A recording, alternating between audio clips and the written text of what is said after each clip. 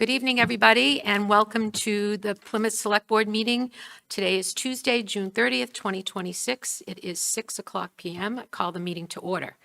Per Mass General Law, Chapter 30A, Section 20, any person may make a video or audio recording of an open session of a meeting of the Select Board after notifying the chair, subject to reasonable requirements of the chair, so as not to interfere with the conduct of the meeting. I'm aware of the local scene recording. Is there anyone else here recording? No? Okay. Pursuant to Chapter 2 of the Acts of 2025, an act relative to extending certain COVID-19 measures adopted during the state of emergency signed into law on March 28th, 2025, this meeting will be conducted via remote means and in person. Members of the public who wish to watch the meeting may do so in the following manner. You may tune in to the local scene government cable access channels, Comcast Channel 9 or Verizon Channel 47, and watch the meeting as it is aired live, or watch it later as a recording, or you can watch the meeting live on the local scene website or its YouTube channel. Members of the public who wish to participate in the meeting may do so in the following manner. You can join us here in person at the Great Hall, Plymouth Town Hall, second floor, 26 Court Street, Plymouth, Massachusetts, or you can join us remotely by clicking on the Zoom link that you'll find on our agenda. Will you please join the board in the pledge? Pledge allegiance to the flag of the United States of America and to the republic for which it stands, one nation, under God, indivisible, with liberty and justice for all. Thank you. I just want to make note that Selectman Golden is joining us by Zoom tonight. Okay, first up on the agenda, we have a Citizen Hero Award that Fire Chief Neil Foley is going to be presenting. Chief? Good evening, and thank you to the chair, thank you to the board for allowing me to come in tonight with some good news. It's always good to have some good news. So tonight I have the privilege of recognizing someone who exemplifies what it means to be a good neighbor. On April 9th of this year, Marion Costello spent the morning doing what she always does, showing up for the people around her. That day, it meant helping a friend pack up her home and prepare for a move. After stepping away for lunch, Ms. Costello called to check in and offer more help. When her neighbor didn't answer, she didn't assume everything was fine. She went back to check. What she found was her neighbor at the bottom of a flight of stairs, seriously injured, alone and physically unable to call for help because of those injuries. Ms. Costello didn't hesitate. She called 911, stayed by her neighbor's side, and made sure help arrived. Because of her, emergency responders got there in time to provide life-saving care and transportation to a trauma center that she desperately needed. Her neighbor faces a long road of recovery, but she is recovering.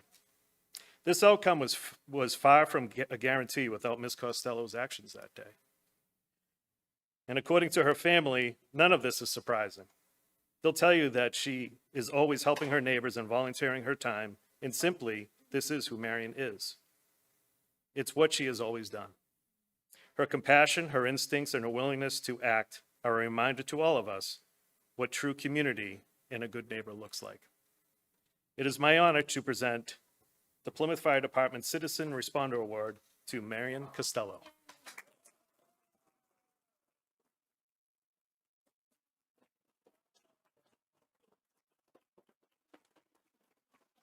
Marion, could you join me at the podium, please? Come on up. Come on up. And I'm gonna read the Citizens Award to you, okay? The Citizens Responder Award is presented to Marion Costello in recognition of your actions on April 9, 2026, coming to the aid of your neighbor at her residence. When she couldn't be reached, your persistent concern led you to check on her and discovering her injured and unable to call for help. Your immediate action in calling 911 and remaining by her side until emergency responders arrived was vital to ensure the best possible outcome to her well-being. Your actions on this day were instrumental in the delivery of life-saving care. The Plymouth Fire Department is grateful for your quick action and your consistent and dedicated service to your neighbors and community. Awarded this day, June 30th, 2026. Signed by Chief Neil Foley.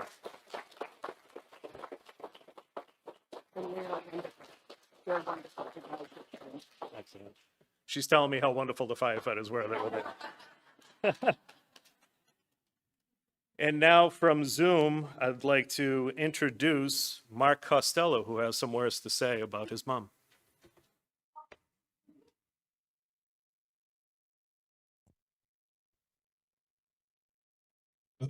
Sorry. I've got things doing as.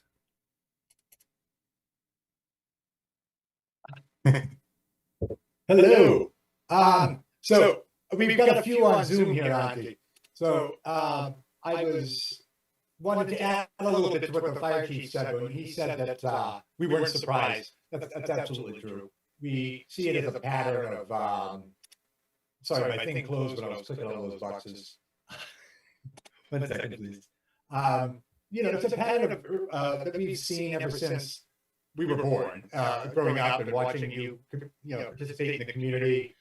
You would work with veterans, and we'd see you on Memorial Day. You'd have us running around the cemetery with a red wagon filled up with geraniums and flags, and they went on every grave of a veteran. We learned from a young age, not because you told us to, but because it was important that we should act rather than just talk about, the good deeds of, the service basically of those around us. Plus, just being good to your neighbors. Till this day, you're still helping people left and right.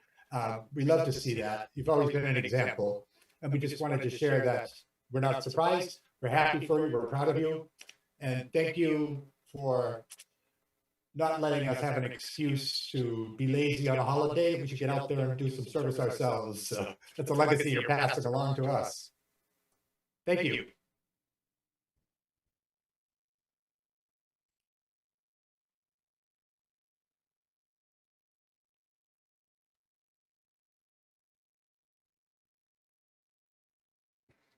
Thank you very much for your time. I appreciate it. Thank you. Thank you for starting us off on such a positive note. This is amazing. And congratulations to you. And thank you so much.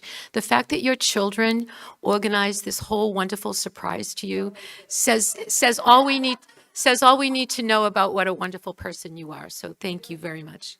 Congratulations.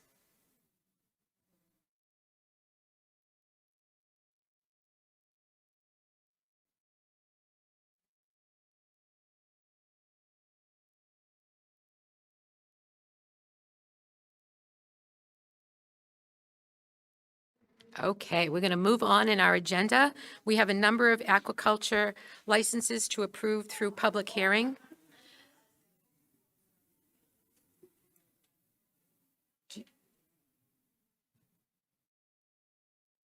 Before we move into the public hearing, I do have a request from our state delegation. They have a presentation to make to us. Is that okay with you, Mr. Harbor Master? Okay.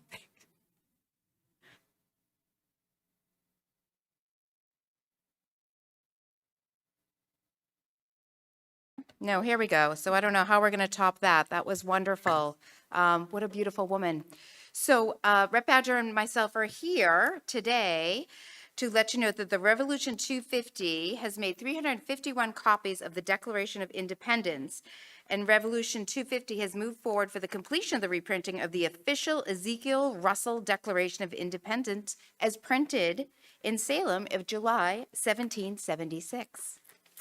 This Ezekiel Russell Declaration document is around 15.5 by 20.5-inch replica using historically accurate press on linen cotton paper that feels like the original copies would have in 1776.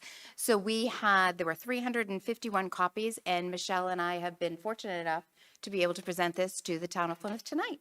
I'll hold that while you go right ahead.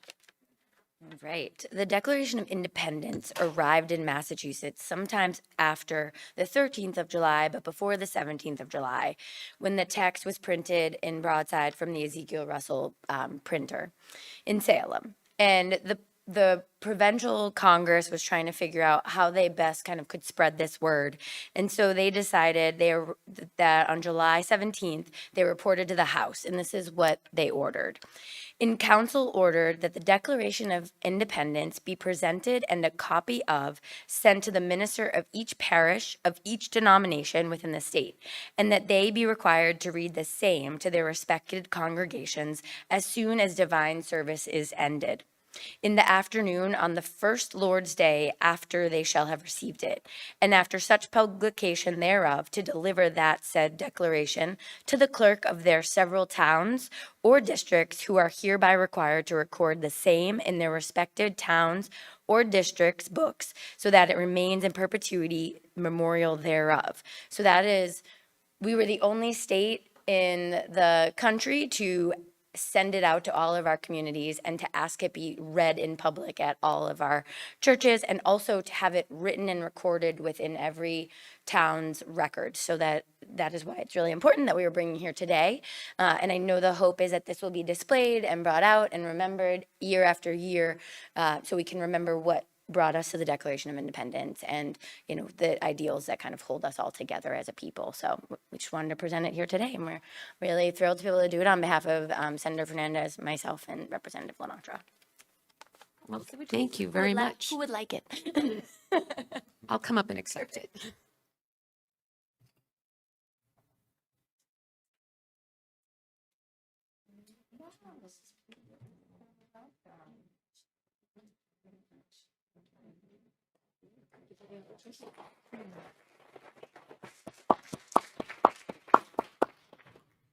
Don't sit down. Delegation always likes to.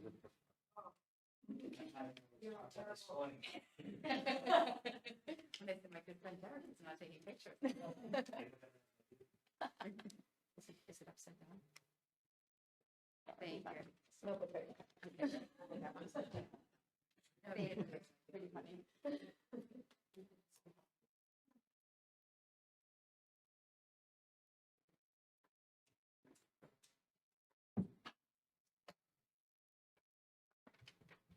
All right.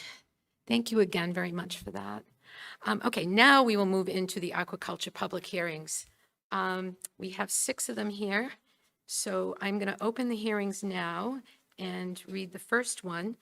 And then I will ask the board if they would like to vote on each of these individually, or if they would like to wait till the end after we've gone through all of them and vote at once. So let me just get through the first one first.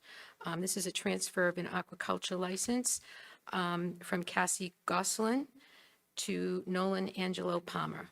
In accordance with Chapter 130 of the Massachusetts General Laws as amended, notice is hereby given that a public hearing will be held at the Plymouth Town Hall, 26 Court Street, Plymouth, Massachusetts, on Tuesday, June 30th, 2028 at 6:00 p.m. to consider the transfer of an aquaculture license from Cassie Gosselin, 80 Central Ave, Sackwish Beach, Plymouth, Massachusetts, to Nolan Angelo Palmer, 58 Pleasant Harbor Road, Plymouth, Massachusetts, for an area situated in Plymouth Harbor described by the following coordinates, which are specified in the hearing notice. This hearing will be held in person on Tuesday with a remote option, Tuesday, June 30th, 2026 at 6:00 p.m. Is there anyone here to speak on behalf of the applicant? I'm here, Kathy Dawson. Okay, thank you.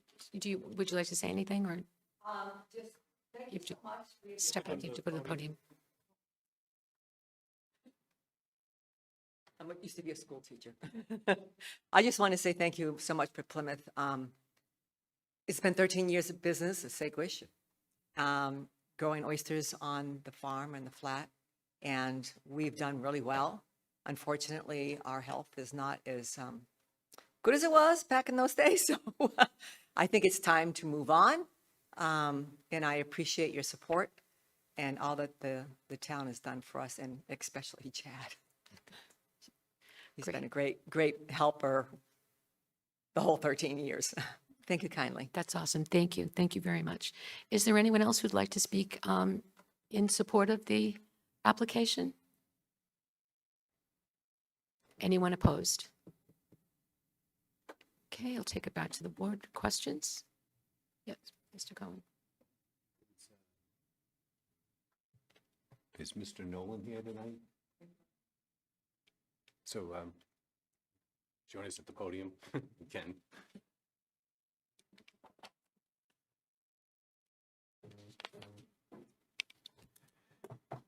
So just a few quick questions. Have you been involved in aquaculture before in this, on this magnitude, or is this something that you have, how have you thought about it? I have been. So, I work with my brother. He is currently in the aquaculture industry. He oysters. And I've been involved with him, working with him, and it's something that I found an interest in and something that I'd like to keep going with. So, yes. Okay, great. Thank you very much. You're Good luck. Thank you very much. Yep. Great, thank you. Okay, anyone here to speak in opposition to the application? No? Okay. So the pleasure of the board, do we wish to vote on each of these applications separately or move them as a group at the end? I'd like to move them as a group. Okay, do I have a I would also prefer to move them as a group. Okay, great. Let's move on to the second then. The second is issuing an aquaculture license for an upweller. It's a one-year license to Beth Ann Doyle. I'll read the notice into the record. In accordance with Chapter 130 of the Massachusetts General Laws as amended, notice is hereby given that a public hearing will be held at the Plymouth Town Hall, 26 Court Street, Plymouth, Massachusetts, on Tuesday, June 30th, 2026, at 6:00 p.m. to consider the issuance of an aquaculture license upweller to Beth Ann Doyle of 21 Center Hill Road, Plymouth, Massachusetts, for an area situated off Saquich, described by the coordinates that is specified in the notice. This hearing will be held in person with a remote option via PAC TV on Tuesday, June 30th, 2026, at 6:00 p.m. Is there anyone here who wishes to speak on behalf of the applicant? Yes, you can step right up there. Good evening. I'm Beth Doyle. I saw you two weeks ago for my You look familiar. aquaculture lease, but this is to site an upweller to grow seed out. And like Cassie said, the support of the town of Plymouth has been remarkable in growing the aquaculture industry. So again, I'd ask for your support. Thank you. Okay, thank you. Thank you very much. Is there anyone else here who wishes to speak in support of the applicant? Anyone who wishes to speak in opposition? Okay, I'll bring it back to the board for questions. Discussion? No? Okay. We'll take the vote at the end, as we said. Moving on to the third one, this is the issuance of an aquaculture license. It's a 3-year license for Christy Carpenter, 40R Warren Ave in Plymouth, Massachusetts. I'll read it into the record. In accordance with Chapter 130 of the Massachusetts General Laws as amended, notice is hereby given that a public hearing will be held at the Plymouth Town Hall, 26 Court Street, Plymouth, Massachusetts, on Tuesday, June 30th, 2026, at 6:00 p.m. to consider the issuance of an aquaculture license to Christine Carpenter of 40R Warren Avenue, Plymouth, Massachusetts, for an area of 1.7 acres, more or less, described by the following coordinates, which are specified in the public hearing document. This hearing will be held in person with a remote option via PAC TV on Tuesday, June 30th, 2026, at 6:00 p.m. Is there anyone here who wishes to speak on behalf of the applicant? Okay. Yes, can you come up to the podium?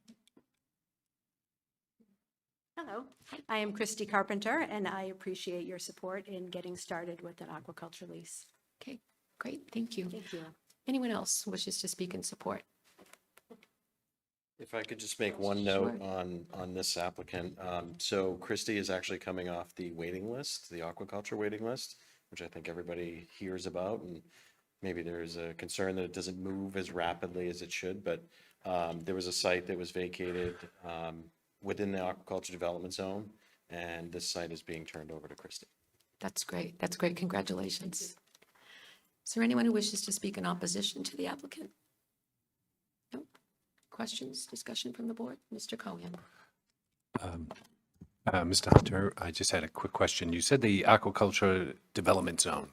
So there is a designated area in Plymouth, in our harbor, that is explored, identified, and then mapped out. I see these longitude and latitudes here describing Correct. kind of the meets and bounds of the area in which they'll be operating in. So how many do we have? How many zones or places do we have? So we have one zone, and this really when aquaculture became quite popular probably about 13 to 14 years ago, there was a overwhelming interest, and the town sort of took a proactive approach to having an area designated and then putting a grid to that area Okay. to maximize the usage and potential of that site. So how many grids, how many, I believe there's like 28 sites within the aquaculture development zone. We're probably close to about 36 sites total within the town. So the majority exist in that development zone, and then there's others that are sort of spread out through the Plymouth Bay. okay, and it's basically Plymouth Bay, it doesn't go along any other areas in Plymouth? Yeah, we don't have really much coastal just because of the energy, storm wave action. Okay. Is not great for aquaculture. Got it. Thank you. Okay. Okay, moving on. 3 more to go. Okay, now we have renewal of aquaculture license. The first is a 10-year renewal for Nathan Anthony Palmer. I'm going to read this one into the record. In accordance with Chapter 130 of the Massachusetts General Laws as amended, notice is hereby given that a public hearing will be held at the Plymouth Town Hall, 26 Court Street, Plymouth, Massachusetts, on Tuesday, June 30th, 2026, at 6:00 p.m. to consider the renewal of aquaculture license to Nathan Anthony Palmer, 58 Pleasant Harbor Road, Plymouth, Massachusetts, for an area situated in Plymouth Harbor described by the following coordinates, which are specified in the hearing notice. This hearing will be held in person with a remote option via PAC TV, Tuesday, June 30th, 2026, at 6:00 p.m. Is there anyone here who wishes to speak in support of the applicant? Yes, sir. Could you please come up to the podium? Introduce yourself.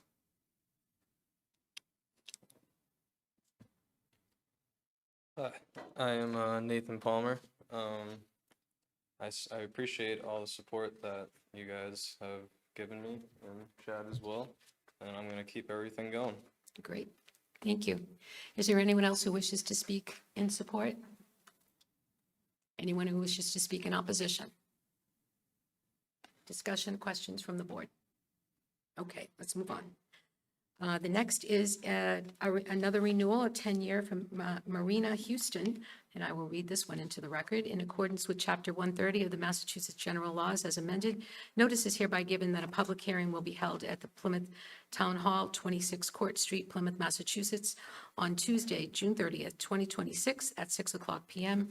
to consider the renewal of aquaculture license to Marina Houston of 77 Old Barn Road in Plymouth, Massachusetts, for an area situated in Plymouth Harbor described by the following coordinates, which is specified in the public hearing posting.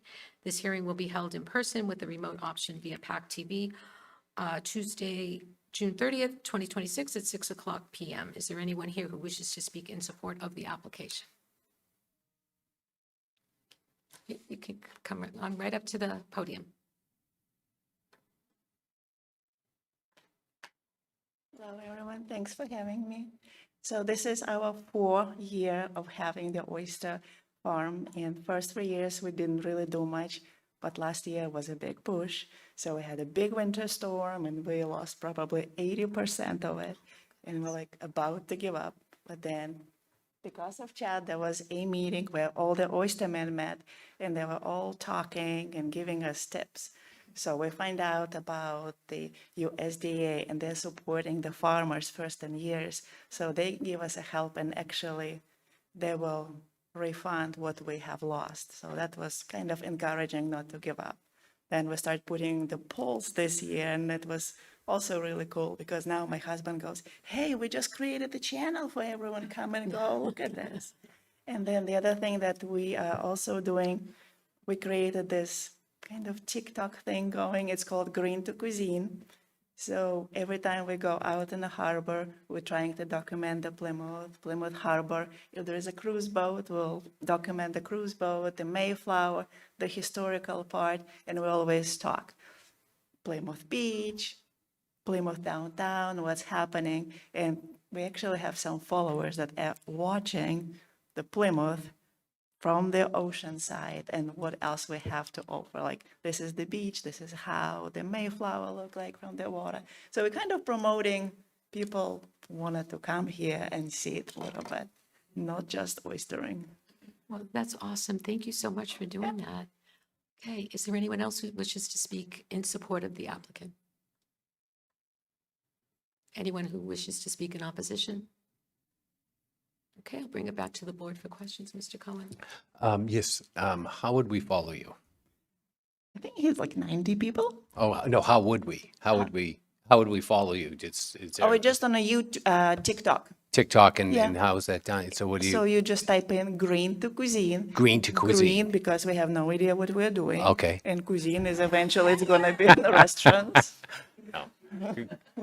Congratulations. I mean, it's important to know when it comes to economic development, agricultural activities are some of the most profitable for a town in terms of the cost of services and what you bring and what you bring into the town. And on top of this, you're promoting our town online for people to visit. So thank you very much.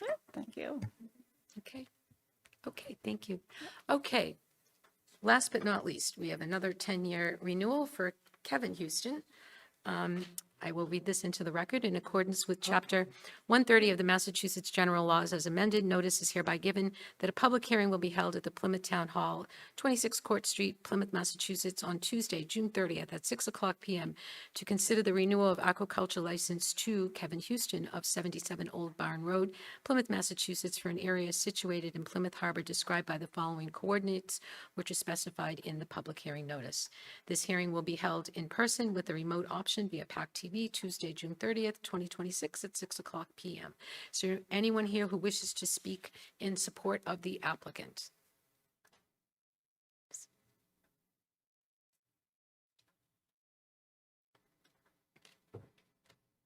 Good evening. My name's Kevin Houston, and my wife Marina gave a small introduction of what we're doing out there. I'd like to thank for both the support and the patience that we've received from the selectmen, the town, the harbor master, and also the other farmers out there. Everyone is, it's a very tight community out there, which we appreciate because we are greenhorns and we're learning the ropes, and we do hope to someday, you know, serve our cuisine within the town at local restaurants. We also enjoy the filtration that we see being done in Plymouth Harbor and the cleanliness we can see out there and the crystal clear waters. So we hope to extend for the 10 years and we want to keep growing in size and bring more oysters to the harbor where that we can keep filtering these beautiful waters we live in. Thank you. Great, thank you. Thank you very much. Okay, is there anyone else who wishes to speak in support of this applicant? Anyone who wishes to speak in opposition? Okay, I'll bring it back to the board for questions or discussion. Okay, I will, do I have a motion to approve these 6 licenses? Motion to approve as presented. I have a second? Second? Okay, discussion? No, call for the vote. Mr. Golden? Mr. Canty? Yes. Mr. Quintal? Yes. Mr. Cohen? Yes. And myself, yes. Okay, licenses have been approved and the public hearing is closed. Thank you all. Congratulations.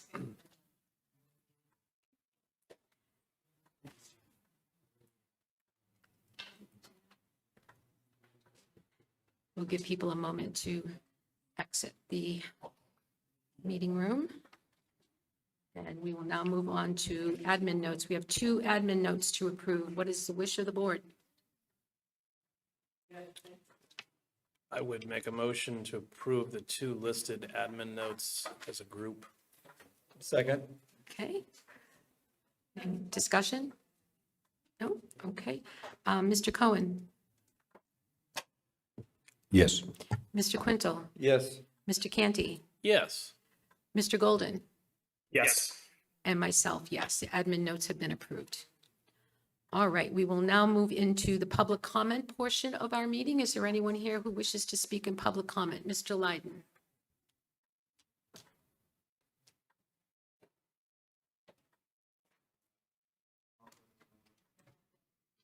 Steve Lydon, President of Plymouth. Today, I had a fantastic opportunity to do the event that was sponsored by Sea Plymouth and by CAECO.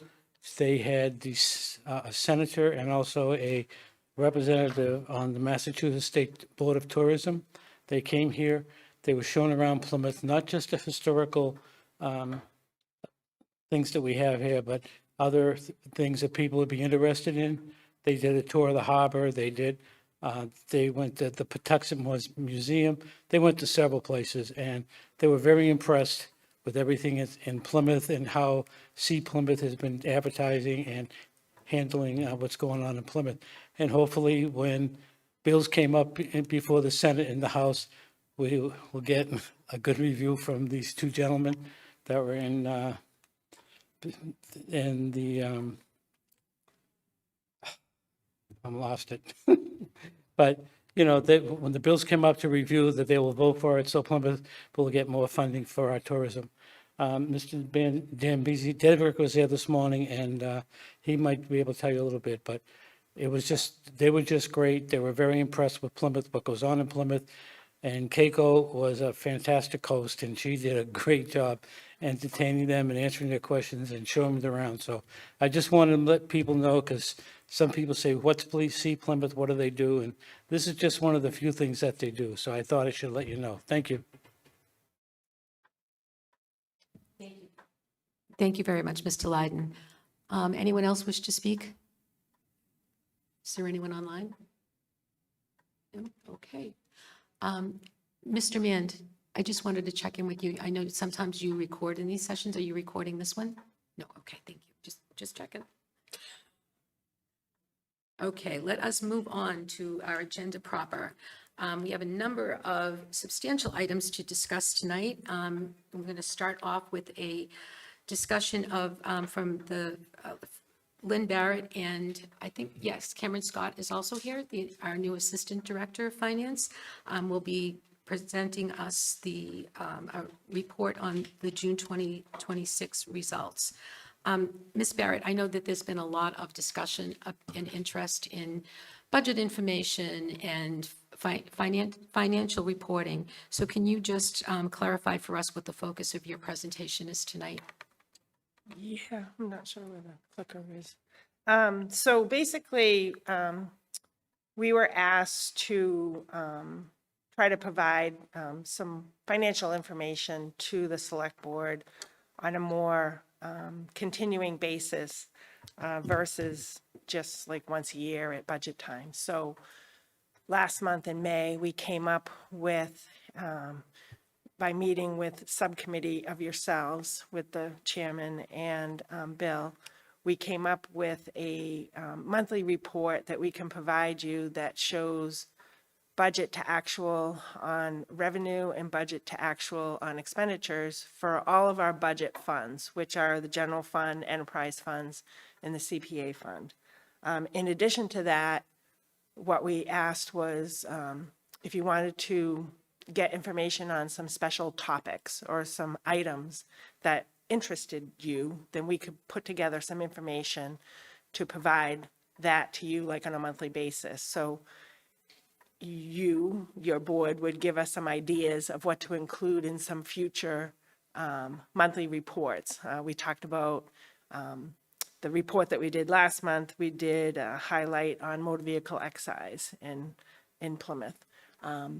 Tonight's report, the June report, we're including information on free cash and information on new growth. It's a lot of information, I know, but something that, you can read through, and if you have questions, we'll try to answer them tonight. If not, then we can answer them at another time. So that's sort of the premise of what we'll do monthly. This particular report tonight, even though it's June, it's not the fiscal year end results because it actually ends today. So when we printed these reports, it was mid-month. So there's still a lot more activity that happens at year end. And then DOR allows us to keep the books open for 2 weeks after year end. So everything sort of gets cut off at July 15th. We will be doing some end of year transfers that will come back to you that you guys will be voting on July 14th. And advisory and finance will be required to vote those on also. And they're scheduled to do that on the 15th. And then we'll close the books and do all that. And we'll present like a year-end presentation to you probably sometime in September, which will include June. So these monthly meetings, I think we talked about, we're going to start in August and do the month of July. And so each month we'll do the previous month after that month basically has been closed, so to speak. And similar reports, but then in the future months, we talked about maybe highlighting state aid. Another month we could do health insurance. Another month we could do pensions. You know, different areas, and you guys can certainly give us some more ideas on what to present to you of things that you're interested in hearing about. Couple of comments I just wanted to make tonight in addition to what I just said, because Cameron is actually going to present the reports to you. But just one thing I wanted to mention on the reports themselves, the expenditure reports, there's several columns in those reports. And the original budget column usually pertains to the budget projection that we're working on, that we go to town meeting, that gets posted to the budget. And then anything that shows up in the transfers and adjustment columns, those are things, there's several different things that can show up in that column. One of them is reserve fund transfers that are voted by the advisory and finance, salary reserve transfers that we do if we haven't, we usually appropriate money in a salary reserve account for contracts that haven't been settled yet. And then once those contracts are settled, then we distribute that money to the various departments that would require that money.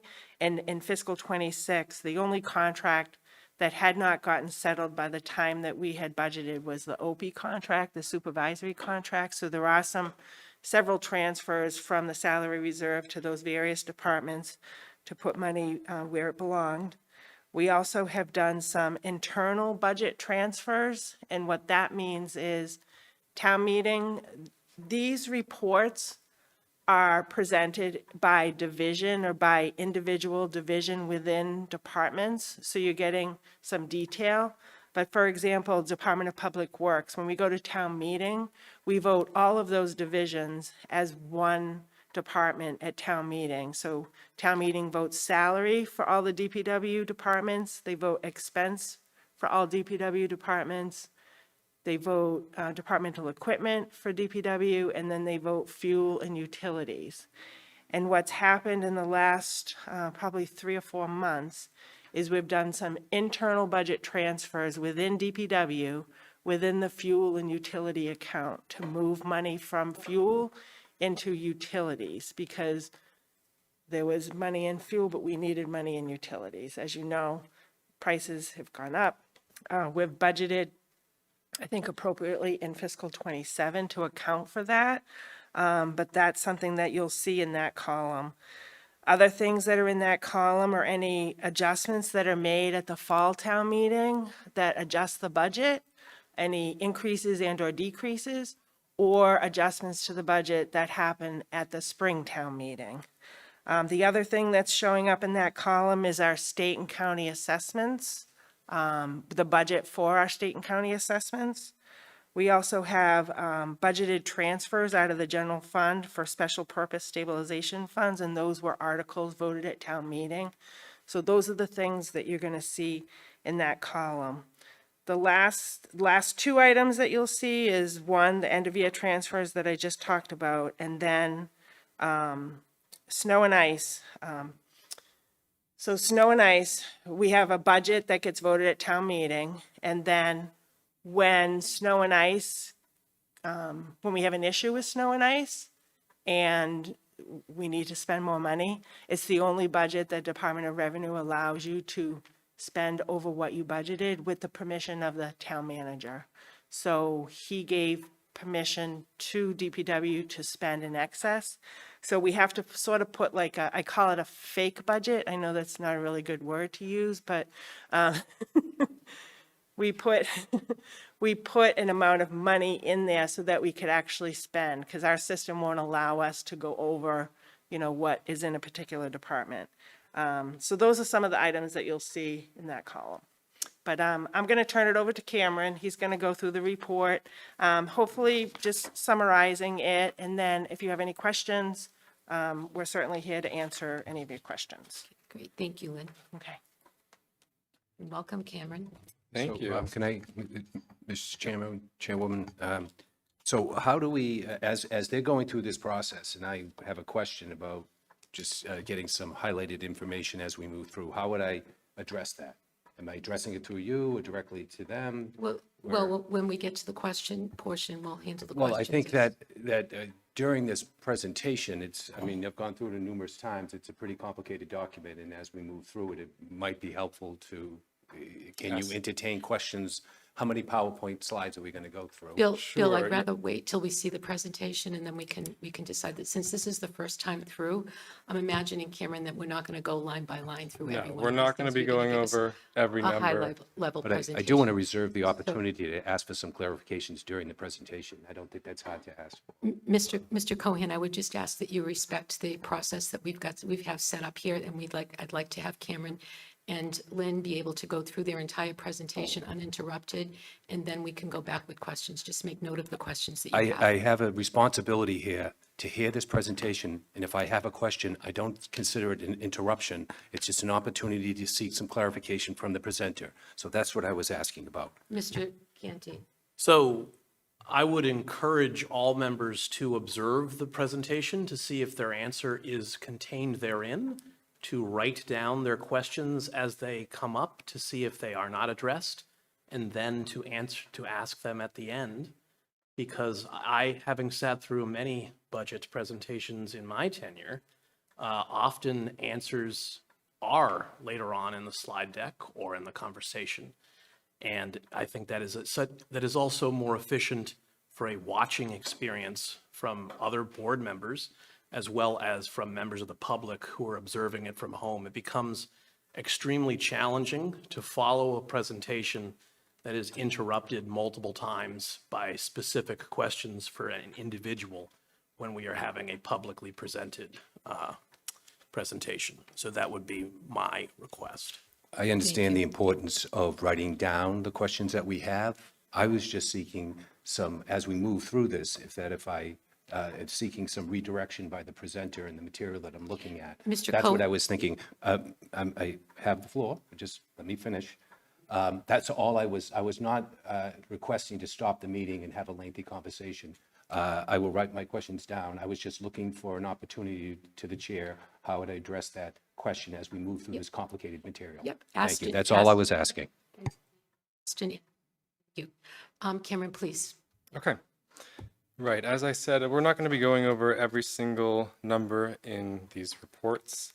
That would take forever, but I will try to point out some highlights and try to anticipate some of the questions you might have with some of these numbers. So, let's get started. The first page is just the budget to actual revenue report up through mid-June, as Lynn said. Local receipts are already at about over 119% of what we budgeted. It's customary to budget conservatively, and so we're in good shape in that regard. And you'll notice on the top section that most of the state aid is at 91.67%, which is just 11 out of the 12 months that have been recorded. So those amounts we normally know in advance. So no surprises here. And so it's hard to see all these numbers. Lynn mentioned, she explained kind of the transfers and adjustments column, so I won't go into too much detail in that. But you will see the salary and other reserve transfers on the first two rows, the negative numbers, and then the DPW snow and ice number midway through. It's the large $3 million transfer in. And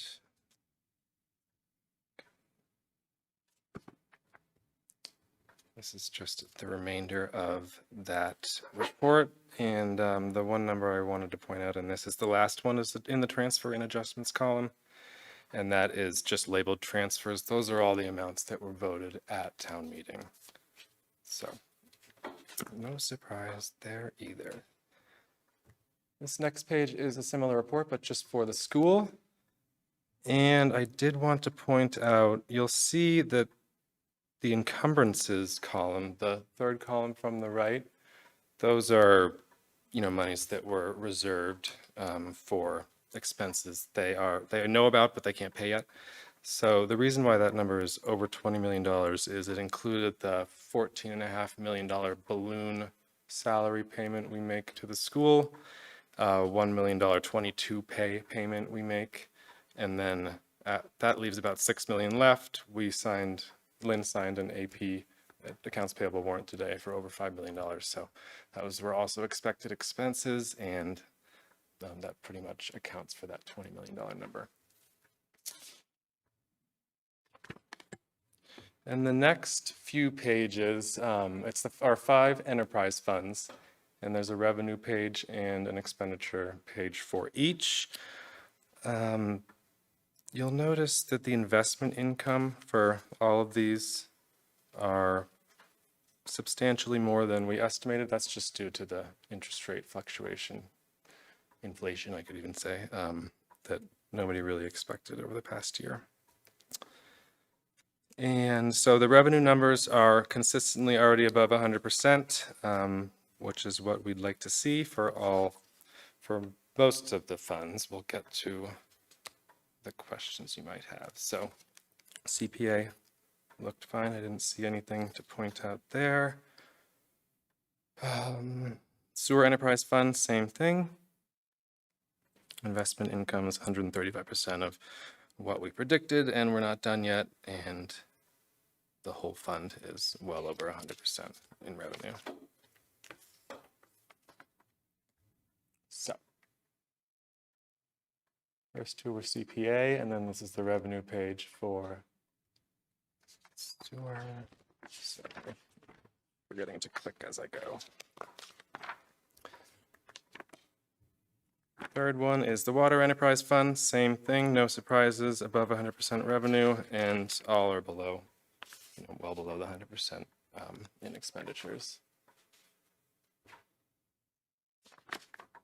Same thing for, okay, so the airport is a little bit more confusing to read. You'll see that we're at 65% of the sale of inventory revenue that we were expecting, but the reason that is because we budget for the maximum, for a large amount of fuel, $2.7 million of purchasing of fuel per year, and we've never gotten close to that number. So this is just saying we've only sold the amount of fuel that we purchased, and you'll see in the expenditure report on the next page that there's almost $1.3 million that hasn't been spent, and that's predominantly the amount that we budgeted for fuel that wasn't spent.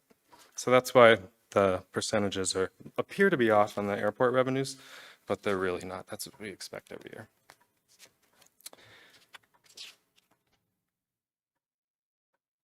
Solid waste is the same thing. Sorry, I'm going so fast, but there's really, if I thought there was something I should point out, I would be.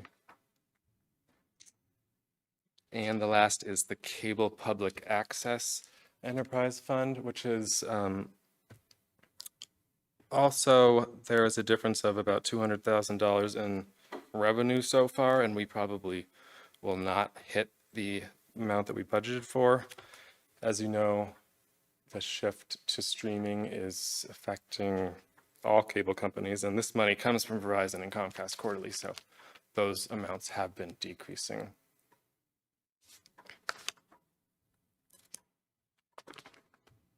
So that covers the enterprise funds. Now the next few dozen pages are some information on new growth and then free cash. Now I'm not going to read all of this, but I will just point out kind of the highlights and what I think is important for somebody who doesn't understand either, or is just being introduced to either term.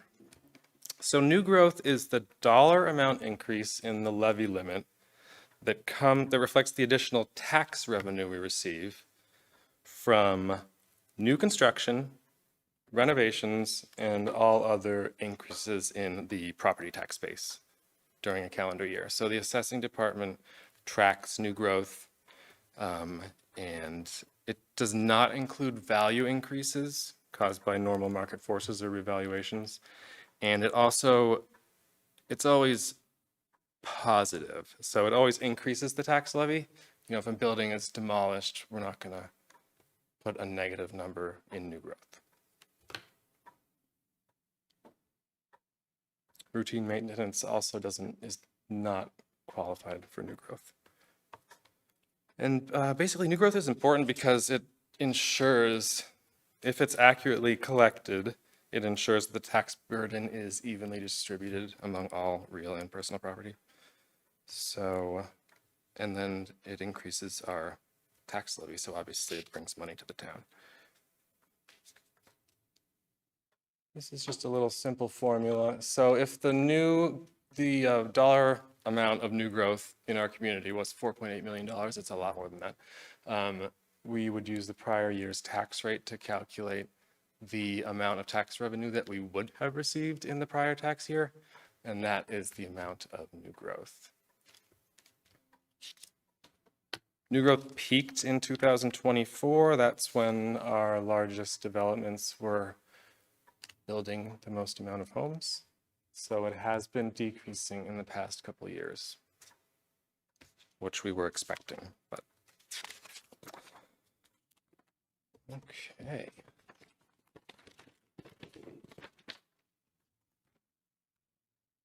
So those are the basics of new growth. And we're going to move on to free cash, which is always a popular topic. So free cash is remaining unrestricted funds from the operation of the previous fiscal year, also actual receipts in excess of estimated revenue, and third, unspent amounts in budget line items. So basically those three numbers add up to our free cash. Now, it also includes the unexpended free cash from the previous year, which Plymouth's policy is to set aside 10% of free cash each year to reserve for the next year, just in case. So certain things also reduce the amount of free cash that's certified by the Department of Revenue. It can't be appropriated, spent until it's certified. But unpaid real estate taxes, outstanding receivables, unpaid personal property taxes, overdrawn accounts, and variances that can't be identified during our reconciliation processes will all, and refunds, will all reduce the amount of free cash, which you probably can't see, but those are all those small numbers that were taken out of the unreserved, undesignated fund balance, which is what you start with to calculate free cash. So, let's see.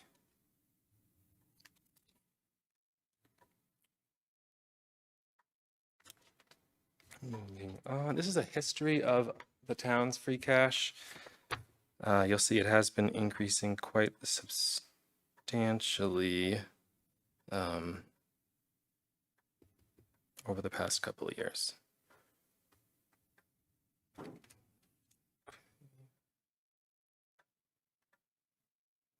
As I said, it's not available for appropriation until it's certified by the Director of Accounts in the Division of Local Services, which is a part of the Department of Revenue.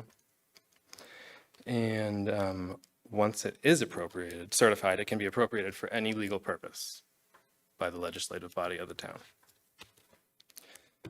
by a majority vote. Now, Plymouth is starting the process. We are starting the process right now of updating its financial management policies, which includes specific free cash policies. Certain funds get certain amounts of money every year.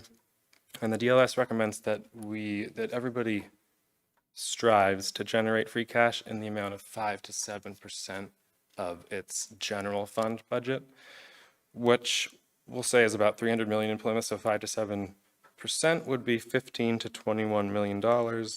Last year's certification amount was over 23 million.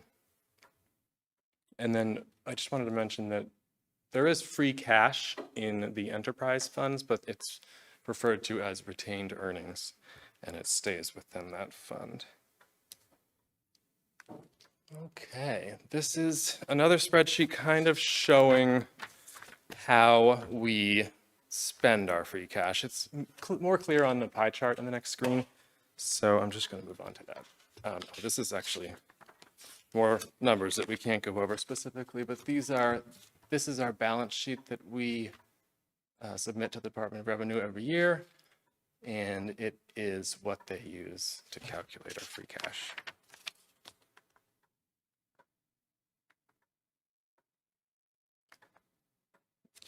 All right, this is the pie chart I was referring to, which really visualizes where our free cash comes from. The largest chunk is local receipts. As I said, we estimate conservatively. I think they recommend 85 to 90% of the previous year's receipts as a good practice for the next year.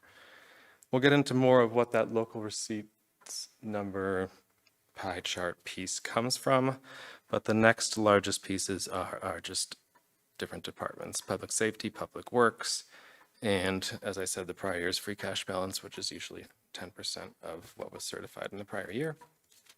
The next pie chart is just more of a breakdown of that local receipts portion of this pie chart. So the local receipts comes from motor vehicle excise taxes, over $3 million there. Investment income fluctuates. It was the largest piece last year. As I mentioned, interest rates were very high. So that's over $3.2 million just right there.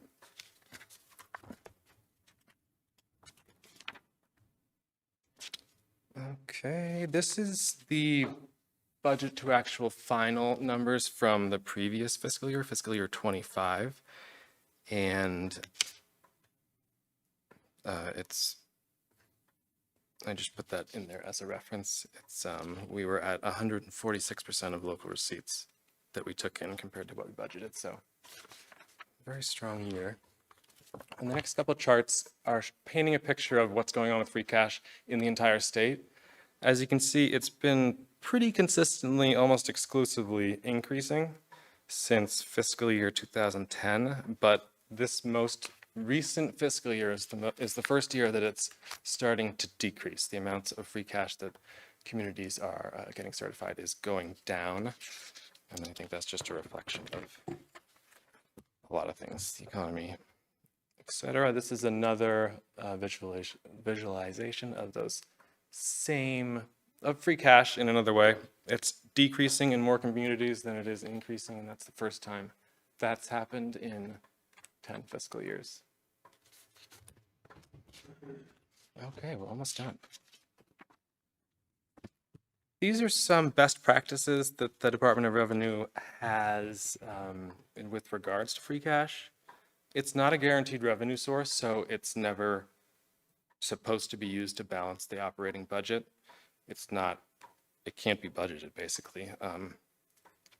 And also, if any capital project is estimated to be in deficit as of June 30th, unless you borrow on a temporary or permanent basis, short-term or long-term, free cash is reduced by that deficit. So that's always something to keep in mind. And Plymouth's policy is to aim to generate an annual free cash balance of at least 5 to 10% of the annual budget. DOR recommends 5 to 7, so we're a little above that. And as I said, Plymouth policy is to reserve 10% of free cash for the following fiscal year.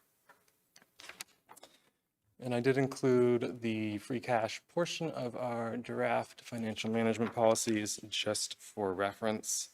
There are some specific things that I mentioned, and then it also mentioned some other stabilization funds and specific policies with regard to the free cash that gets certified each year.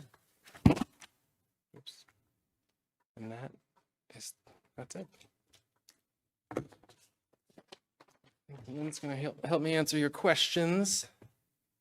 So, Cameron, thank you away. very much for that. That was a lot of information. You went over it pretty quickly. Appreciate that. I'm sure that we've got a lot of questions for you, so don't go Okay. far away. No, of course. Mr. Canty. Hi, Cameron. Thank you for the presentation. Couple small, hopefully, small questions. Starting with the chart, the pie chart on page 29, entitled Free Cash Sources.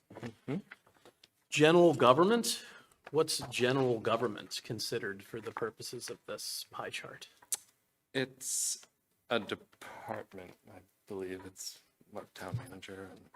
Yeah, so in Department of Revenue has classifications for various departments within a town. So general government includes mostly administrative departments. And in Plymouth's case, it would be the town manager's department, the finance department, Okay, any department that's classified with a 100 code. So Okay. in the reports that you get, this report, this expenditure report, yep, all those 100 departments, there's a Yep. number on there. So Okay. that's general government. that's general government. Okay, thank you. And then in page 33, increases versus decreases, the bar graph. Yes.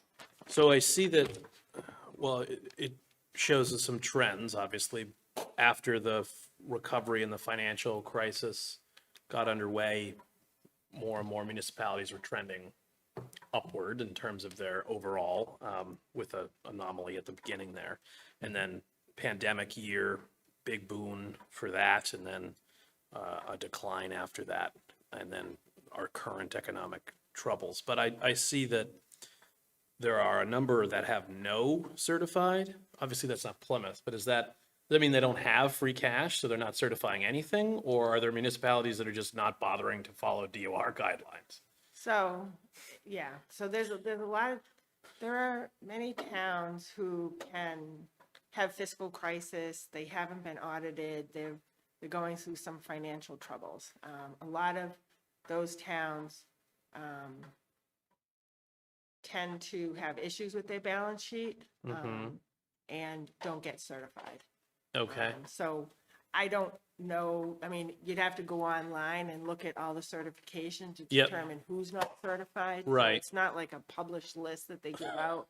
yeah, But, yeah, I mean, it's very important, obviously, to have people that know what they're doing, that are working in the finance department to make sure Right. that we're, doing everything in accordance to the UMIS manual, which is our municipal accounting system, and that we're filing all the reports in an appropriate, manner. So there are communities that either don't get certified, and sometimes a lot of those communities, they don't get their tax rate set in a timely manner, so it can happen.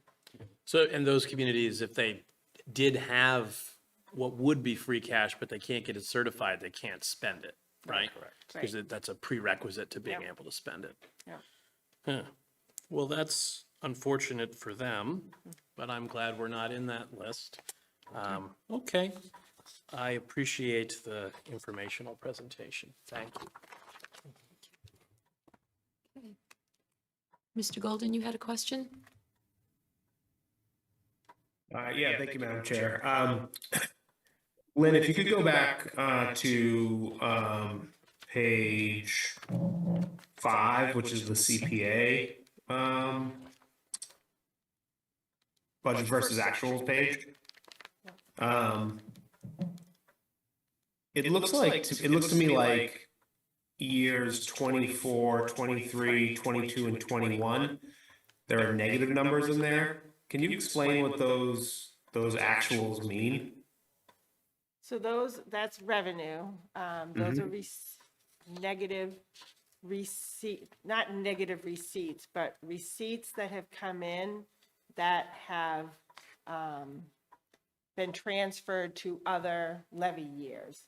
So would make that particular year. So it all has to do, what we're not showing you here is the receivables for that year.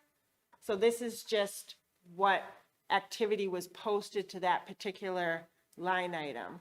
So there was a negative receipt or an adjustment because a payment may have gotten posted to the wrong fiscal year. So if the correction is made to put it to the correct fiscal year. Okay. I think it would be helpful, and I don't know if my other colleagues are interested in this, but I am, so I'm happy to either speak offline with you a little more about this Yeah. or see this fleshed out on a future presentation. Yeah, so basically, we'll show you our balance sheet at June 30th when we do the year-end presentation in September. So you'll see the receivables that are associated with those levy years. And a lot of times when there's prior year receivables, either, quite honestly, if the receivable is in a negative, that means there's probably refunds due customers, which continually get investigated and make sure that we are properly issuing those refunds. And then also, I just lost my train of thought. But we'll show you those balance sheet items at June. That'd be great. Okay. Thank you. If you could go back to page 3, which is the bottom of the year-to-date budget report. So if you look at the original appropriations, the total line, and the transfer adjustments total, those two add up to the revised budget. I just want to make sure that I totally understand how these revisions happen. It sounds to me like some of them are transferred from our salary reserve. Some are transfers from the Advisory and Finance Committee's fund, and some are appropriated by town meeting. Is that correct? That's correct, yes. So every. So this is for fiscal year 2026. So This is 26. So what the revised budget reflects is every budget decision that's been made by the town, either through a town meeting vote or through another appropriate channel to adjust the budget. So in this particular case, this report is showing you, in that column, you see pluses and minuses for the salary reserve transfers, the internal budget transfers, the reserve fund transfers, and then there are budgets that are posted in this column. For example, normally state and county assessments would show up in the original budget column, but when we posted this, we posted it as an adjustment. So it's just in our software, the wrong number was chosen to post it as an original budget versus a revised budget. But the revised budget column is the final budget, so to speak, for the whole town, for everything that's voted at town meeting and or adjusted accordingly through some other mechanism, some other legal mechanism. is the 990 line, is that like internal transfers between departments? No, so at the very bottom, the 990, that is transfer, when we transfer money out of the general fund into another fund. And the reasons that we would do that is town meeting votes to transfer like free cash into nuclear mitigation stabilization fund, transfer money into facility maintenance stabilization fund. So that 9.6 million number represents all the town meeting votes of those transfers that happened at the fall town meeting, at our special town meeting, or not special town meeting, but our annual meeting that we had in April. There were certain articles in there that were for fiscal 26 that got posted in fiscal 26. So that's what that number represents, is all of those transfers. So the original appropriations column is what we decided on, not this past April, but the April prior. Right, The transfers and adjustments column are monies that were moved thereafter, yep, including by town meeting vote at the October town meeting, correct? correct, yep, Okay. And then the revised budget is just the change between those two things. yep. It's the total of those two columns. Okay. That's all I have for now. Happy to give the floor back. Okay. Thank you, Mr. Golden. Mr. Cohen, did you have questions?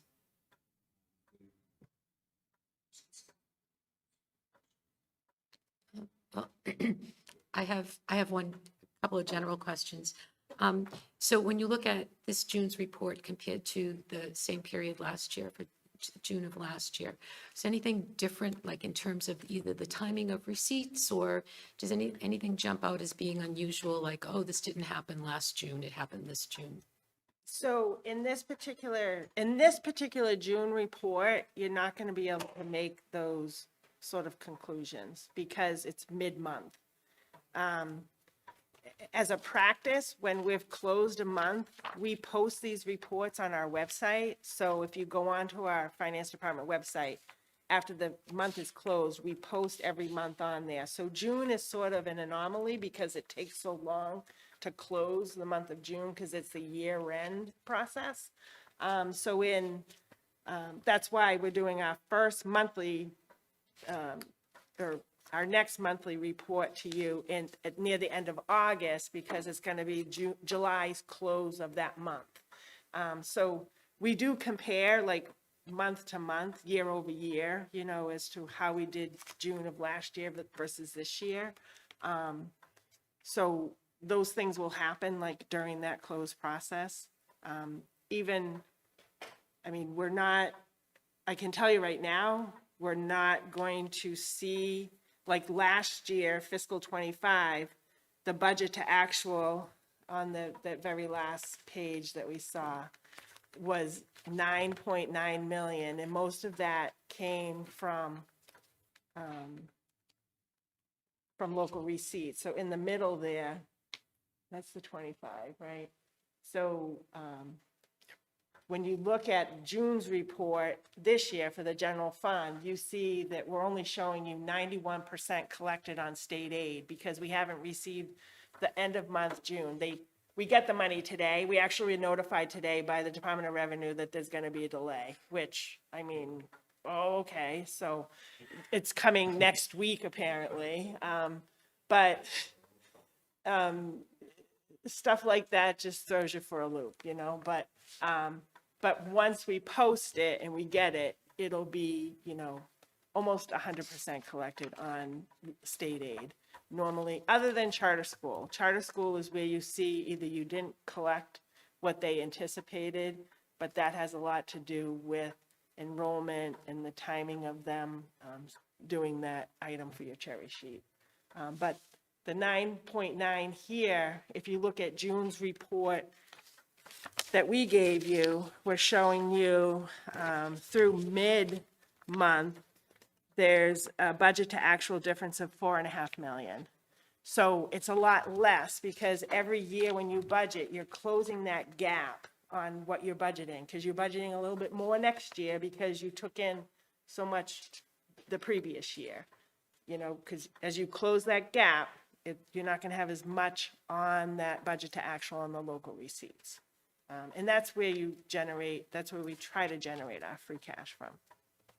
That's great. Thank you for that explanation. So going forward, when we start to see the full monthly reports starting in August, will you be able to point out any anomalies, like a year-over-year comparison, or just like red flags, highlights of, unexpected things, or things that are, better than we had anticipated, worse than we had anticipated?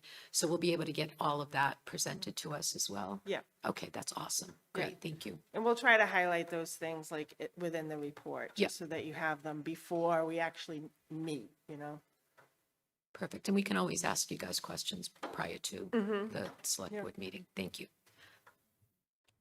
Mr. Cohen? So thank you very much. Very helpful. Lots of information here. Just kind of making my way through it. Just wanted to go and look at page, was it 29, the free cash source pie chart. Now, this is what you expect, $23.4 million is what you expect to bring in. Is that?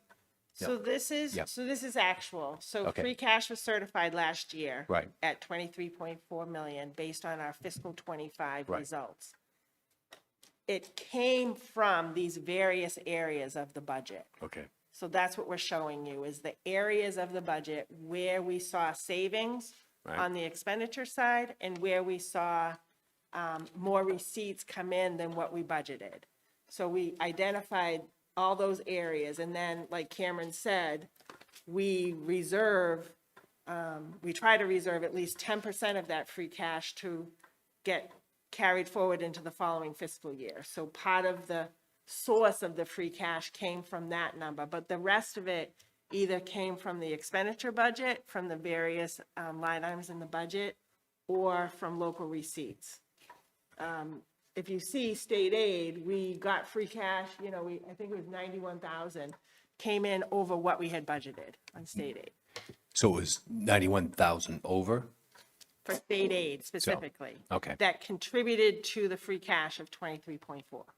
Okay, so at $91,855.78, you're pointing that out. Now, all of this adds up to, 23.4 million. okay, and this is what was certified last year. It was certified last year. Right. And then this report that Cameron showed you, so this report comes from the Department of Revenue. Division of Local Services identifies, this is also what they call a free cash proof. So they're saying this is where your free cash is coming from. So it has a lot of the same areas that we talked about. What was free cash from the prior year that got rolled forward into the current year. It shows you what your local receipts, number has been over the years. So this is like a 5-year look of all of those various areas that contributed to that free cash in those particular years. So the Department of Revenue tracks this for every community. So basically what you have here, this, on page 24, you're showing us, the format in which the state Yeah, so collects the- this information. Exactly. So And you the input. state is proving our free cash. Yep. So of our 23.4 million free cash, they proved 22.4 of it. When they prove the free cash, they try to come within 95 to 115% of what your free cash certified Right. is. And then just going over to page 30, the other pie chart. It says investment income, $3,259,554. So that, what is that? That is, what are we investing in? How is that So performing? it's just interest earned on our Interest. general fund bank That's it. accounts. That's all it is. So It's that's the not- investment. It's not investments, so. Okay. It says investment, so I got it. Well, we call, the name of the account is investment income, but we use the same account in our stabilization Yeah. funds versus the general Got fund. it. General fund, So this we're is- not allowed to like invest in equities Right, we're and not- bonds and all that kind of stuff. This is strictly like, Interest. checking accounts money market accounts that earn, high Interest-bearing interest rates, CDs, that kind of thing. We can do stuff that's less than 12 months within the general fund. Right. So what that number represented is last fiscal '25, we budgeted that we were going to receive $1.2 million in interest income in the general fund. We actually received almost $4.5 million. Yep.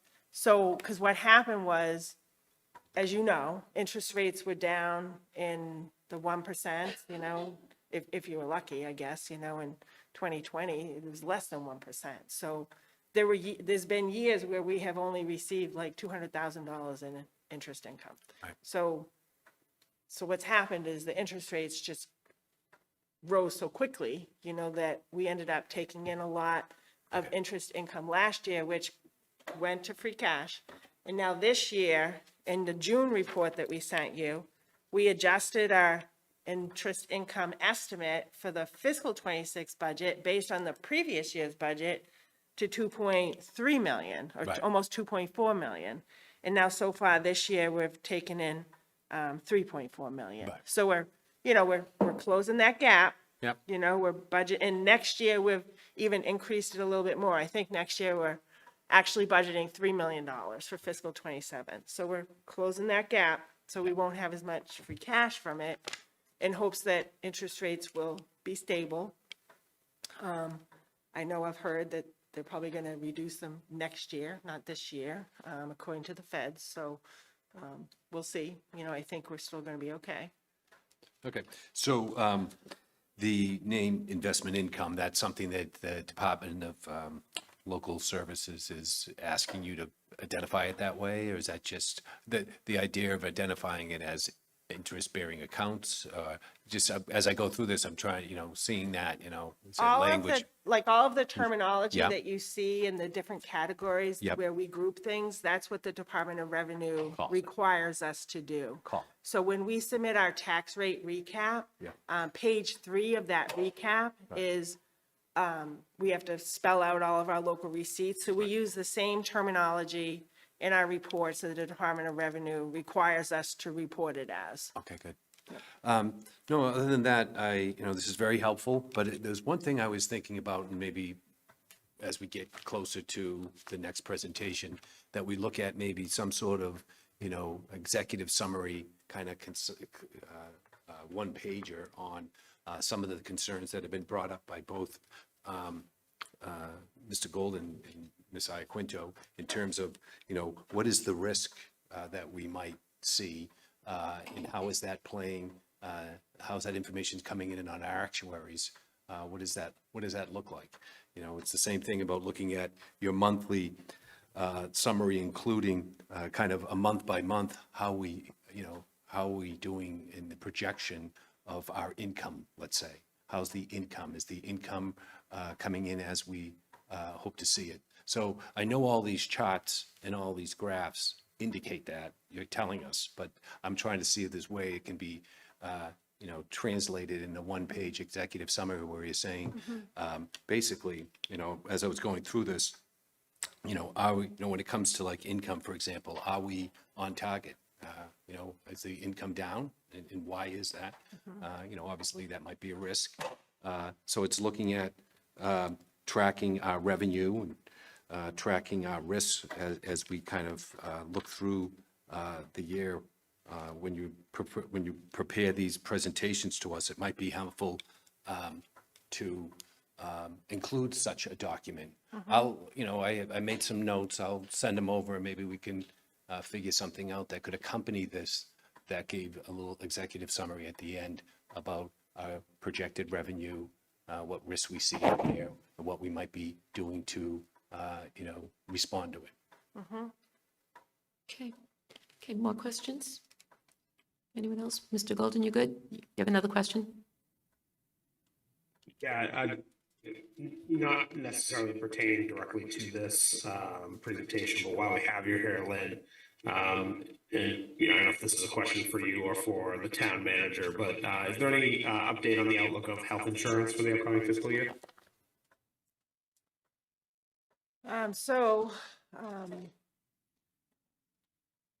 For fiscal 27 or for this year? So just so you know, we will be coming back on the 14th with the end of year transfer for the health insurance budget for this year. What ended up happening is, and it's as a result of what we had to increase the fiscal 27 health insurance budget for, because in October of 2024, that's when we budgeted for health insurance for fiscal 26, okay? At that time, I budget, because we pay a month in advance for our health insurance. So for 11 months, we budget for what we estimate the increase is going to be for fiscal 26. And then we have to budget 1 month of what we think that next increase is going to be for fiscal 27, okay?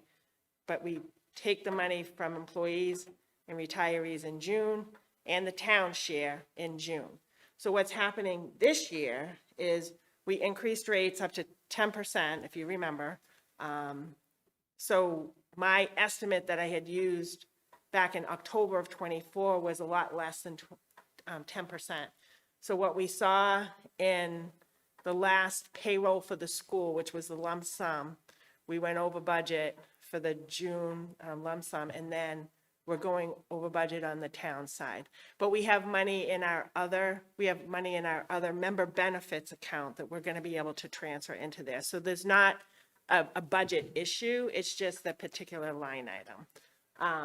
For fiscal '27, we feel that our increase is appropriate based on the decision that we made not to include GLP-1s in our fiscal '27 claims. So this fiscal year, based on the end of May, they are coming in, I mean, it's about $4.5, almost $5 million in total, what we've spent on GLP-1. So I think that's going to be a positive for next year. But still more to come. Obviously, we look at it very closely every month, you know, yeah. And if I could add to that, so we are working with the Insurance Advisory Committee as well. They made a recommendation for some prescription, and Mr. Quinto attends those meetings. They've made a recommendation for us to look at our prescription drug model.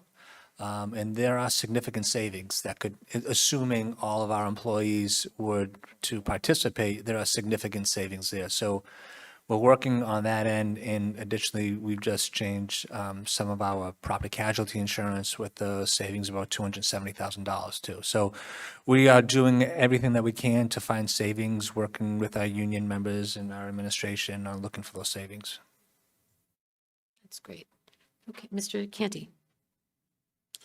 So in terms of like upcoming focus areas, I have some that I wouldn't expect you to cover all of these in one because I have a list, but how you would subdivide them, I would leave up to you. But I would request that sooner rather than later, maybe in the next report, we would get one on excise tax and the pavement management plan and how that as road acceptance may be a prescient issue.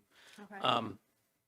But I would also like a focus on debt, the town's debt, debt service, debt exclusion overrides, as well as things that are colloquially referred to as debt that are not really debt, like authorized spending, which is often referred as debt colloquially for certain applications. So just an overview of that. That could be subdivided as appropriate. Then non-general fund accounts and entities such as enterprise funds, how those are populated, what they're for, revolving funds, there are a lot of them. They have that list that's in the spring that could be used just to go over how those are funded, what they're for. The CPA, which involves some of that authorized funding versus debt, but also like what those revenue trends, the state match, a more deeper dive into that as that's a topic of public concern, and other non-general fund types. Again, that doesn't have to all be in one presentation, but just for a list. Then pension and OPEB, because we have a plan for the pension, and then my understanding is, at least as of now, we're talking about rolling that plan into addressing OPEB afterwards, but obviously that could change in the interim, but going over what those are and what our plan right now is. Then state aid, and also, but potentially separate on a night, Department of Revenue like requirements, like where certain, like for example, that the books are closed on July 15th, that the free cash is certified by this date, that they have to do on their side this by this date, and this is what that means, as well as all the different state aid and how that is populated as we're talking about how that impacts our budget. And then last but not least, the aspects of the town budget that are actually the school's budget, like member benefits and things like that, that are nested on our side of the ledger, but are really for their side of the ledger, which is when we do talk about the school budget as part of the budget overview process, can be a source of confusion from some folks as to, well, why is their number this number here, but then it's this number over here, and just explaining that. And my hope with these would be that we would be able to get out ahead of some confusion on these topics that is in the general community, as well as town meeting members that are voting on this. And it could also be useful for FinCom members, newer FinCom members, to have that level of like oversight and overview of these specific topics piecemeal as these reports continue. Thank you. I think that's a great list. And I also like the way you summarized the two that you gave us tonight. Can we post those somewhere on the town's website? Yeah, To we're Mr. gonna- Canty's point, to educate, help Yeah, educate. We're gonna put these on our finance department Okay. website, our monthly reports. Okay. So, and we'll title it that, like on the left-hand side, if anyone's looking at our financial report center, we can put the monthly reports as a, And then highlight the topics. yep. Can they be pulled out separately, maybe as a separate? Well, Bucket. we can list all the monthly reports and you'll see them, you'll click on them as, they'll open up a PDF, but in those monthly reports, we could say June and then dash free cash new growth. Oh, got it. Okay. May, dash motor vehicle excise, stuff like that. Great. That's great. And if anyone else has any topics that occur to them, we send them directly to you? Yeah, you can just send them to us. Okay. Yeah. All right, great. Awesome. More questions? No. Mr. Golden, are you all set? Okay. All right. Thank you so much, Lynn and Thank Cameron. you. That was a very good discussion.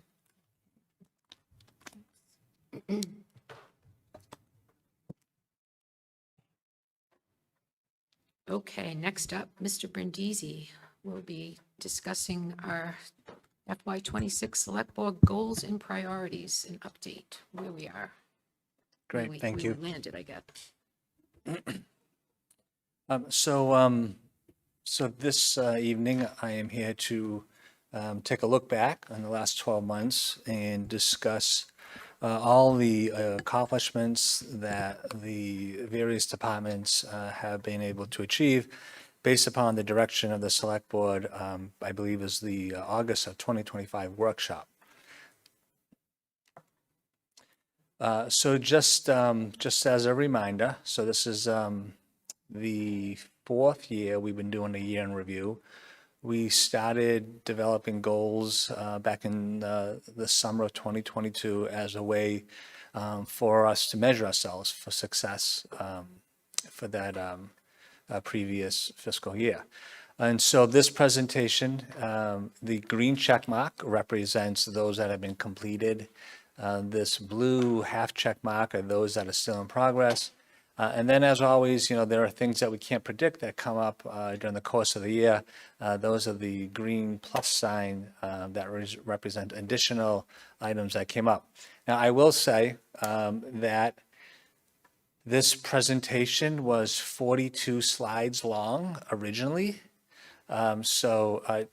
Thanks to Jade. And so we, again, in the essence of time, tried to whittle it down as much as we could, but still try to capture, a lot of the things that had taken place. So there's a lot of things that I will not talk about tonight because we were not able to include it in the 42 slides. So I think we're down to 25. And even within the 25 slides, I'm only going to highlight a couple of the items on each one of the pages. Again, I understand that, we don't want to be here for 2 hours. So the board, as a reminder, started with 81 goals. 25 of those were completed, 56 are still in progress. And then again, we had additional 49 that I'll discuss tonight.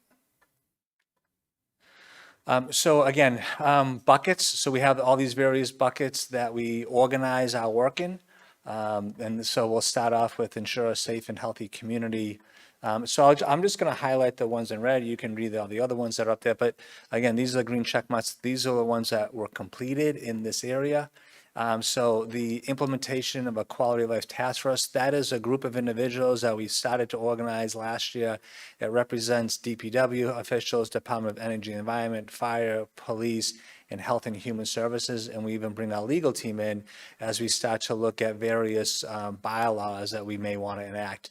And their real sole focus is to help us address, some of the unhoused in our community. We have encampments in this community, and so this takes a broad spectrum approach to trying to help those folks that are unhoused. And so they meet on a monthly basis, and they respond to needs as necessary. And so that group was completed and continues to work today. I wanted to mention the regulation of electric bikes and scooters. This is still a problem. It's starting to become a growing problem. There are bills at the State House right now trying to regulate them. UMass Memorial just declared a public health emergency yesterday because of the number of fatalities already this summer. I know that we, as a team, did a lot of work working with the select board on this. Although it didn't make its way to town meeting, it still was an accomplishment. We did move forward with education. We will look forward to any bills that are passed at the State House in order to help mitigate potential fatalities when it comes to these. So these are a couple additional items that came up.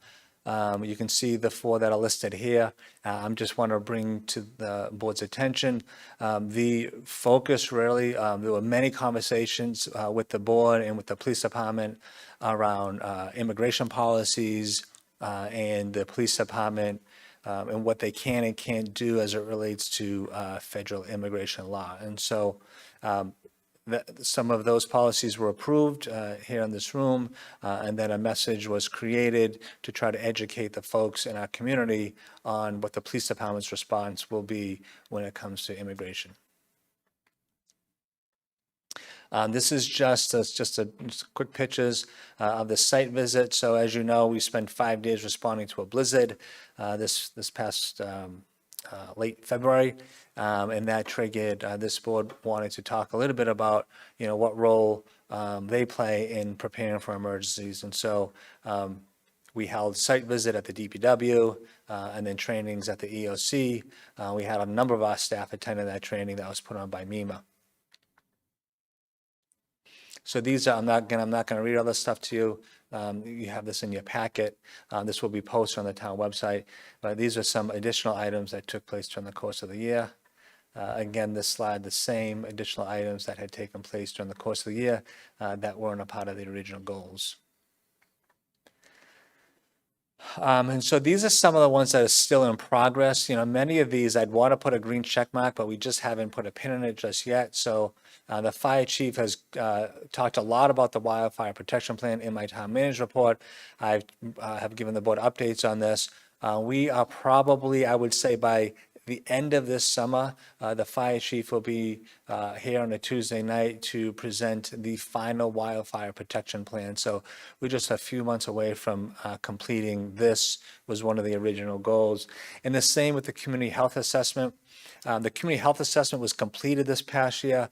We're still working on the second half of that, which is the community health improvement plan. We're expecting this fall to come on a Tuesday night. The Commissioner of Health and Human Services will be here to present the final community health improvement plan. So again, these were 2 items that were 2 major goals last year. We just need a few additional months to complete those. And so moving on to the next bucket of long-term financial planning. One new item that came up was to develop a new budget process. And so, this came really, I think, came out of the 1% presentation that the various departments came here on a Tuesday night, where we identified that a couple of things. One, we should have our department heads present to the select board in future budget discussions. And so we plan on that taking place this coming year. And then 2, with hopefully with the state delegation's help, we can move forward and change town meeting to May, which will help with our budget review process. So, that was not predicted last year, but it's something certainly worth noting. And then Ms. Barrett was in front of the board, I believe was in May, with the first of many 5-year financial forecasting models. And so we know that that was the first one. It was more on the basic level, and we'll come back at a future time with more of a comprehensive look on the forecasting model. So that one's still in progress. Moving on to economic development. So there's a number of here that were completed and some that were added. So the Burt's property, as you know, has finally been removed. And so we'll be working with the property owner and the leaseholder on the future use of that property. But this was a major step. I believe that building stood vacant for about 15+ years. So moving in the right direction on the Birch property. And then the Philharmonic agreement took a lot of time. Jade and I were going through our calendars this past month and realized there were over a dozen meetings amongst staff to try to move this forward. Again, this was not an original priority. It's something the board asked us to do, and we had to put some resources behind that to make that happen. Staying on this topic, some items that are still in progress. As you know, our Deputy Director of Planning has been here recently to talk about the streamlined business improvement process and working, with businesses and working internally. We think we're getting to a place that we can actually streamline, how we work with developers and businesses so that we can make their process a little bit easier through the permitting process. And then I just want to raise at the very bottom here, the acquisition of the DCR property. This is something that's been on the table, I think, since 2022. The most recent update on this is that we have, through Town Council, have drafted a lease agreement, a 99-year lease agreement that was sent to DCR approximately 2 months ago. So it's under review. Assuming at some point we have an agreement with a lease property, we'll be working directly with our state delegation, in particular Senator Fernandez, to move that forward through the House and the Senate for final approval. So improving town infrastructure. So our DPW director is here and takes a lot of credit for this. And so there are a lot of items on the next couple of slides that I just wanted to note because there's so much that's happening on town infrastructure. And a lot of times, some would think that this, improving our roadways, improving our water sewer system is routine business, and to a certain degree it is routine business, but there's a lot of work that goes into it, and so I wanted to highlight it. But the progressive roadway program, I think, is something that the select board needs to take a lot of credit for because it comes down to resources. And 3 years ago, the board made a conscious decision that we are going to resource our pavement management program like never before. And Mr. Coyle was here this past spring and talked about the road rating, and that road rating has gone up exponentially in the last 3 years, and that's a credit to the DPW director, his team, and the select board and town meeting for financing that. So one thing we always get complaints about is our roads, but that's not like any other city and town in Massachusetts or New England. It's a number one complaint, and I think we're doing a great job on our roadway program. But you can see here, again, I'm not going to read all this stuff. There are so many things that are happening, from water main replacements to upgrades to our playgrounds, to we just opened the fire station this past year. A lot of things are happening with our infrastructure. Jenny Pond Dam, the Morton Park culverts. Again, this isn't glamorous stuff when we talk about replacing our culverts, but it's really important, especially if you know the ones at Morton Park. They're very historical. And David Gould is doing a great job on making those replacements as well. So again, just a couple of highlights on just the infrastructure stuff that's being worked on. Some things that are still in play that haven't been completed yet. Memorial Hall. So we've talked a lot about Memorial Hall in the past 12 months. I've talked a lot about that the foundation drain has been put in, so we haven't seen any more water intrusion around the foundation. We've just executed a contract to repoint the north and east facing walls. We'll be working hopefully on the interior of the building on some improvements that have to get done. But again, this will be what I would say is a Band-Aid until we come up with a final resolution on the future of that building. And then, we just broke ground on the Route 80 cemetery project. We are expecting that project to be completed this late fall, and I think we would have a ribbon cutting ceremony in the spring after we can get some plantings and some grass to grow. So that project is interesting because it started late, but I think it's still going to open on time. So very important. I remember when I started in 2022, the select board had to impose a moratorium on the sale of burial plots. So here we are, ready to open this cemetery. So kudos to everyone in this room for that. So protecting the environment is another area.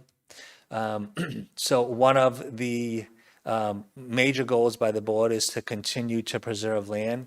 And we all know our Department of Energy and Environment, that's one of their major focus areas. And so acquiring the Gilmore property, Agawam River, and the Mann properties are some things that the Department of Energy and Environment has either already completed or is actively working on right now.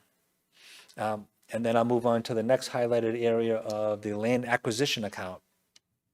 So working with this board, we were able to submit for special legislation that is now up at the State House, that we will have a land acquisition account, taking the rollback money from Chapter 61 properties and putting into a special account that will use specifically for future preservation projects. Staying on this topic as far as protecting the environment, this one is still in progress. This is one, the Downtown Resiliency Project is something that we started well over 3 years ago. Last year, the Department of Energy and Environment submitted for a grant for $3 million through, I believe it was MassWorks. And we did not get the grant last year. We submitted again this year, so we're fingers crossed, hopeful that we will get the grant this year. Hopefully we're here within the next couple of months. And then the balance of that project we would take to the October town meeting. And assuming all goes well, we would hope to break ground this early winter on the downtown Phase 1 resiliency project. So that one is still in progress. And then the improvements of the Full Sail property, as you know, we acquired that property 2 years ago. Improvements are going a little bit slower than we wanted to. We are hopeful, though, by the end of July, all the improvements will have been made at the Full Sail property, and the parking lot will be open for the remainder of the summer season. So strengthening the town's workforce is really a human resources and personnel function. A lot of great work took place in this area, but one I want to bring to the board's attention. We do a lot of internal trainings, and we had conducted an active shooter training about 2 months ago. And we had a lot of great feedback from all of the staff, and to the point where staff wanted committees created in each one of the buildings so that we can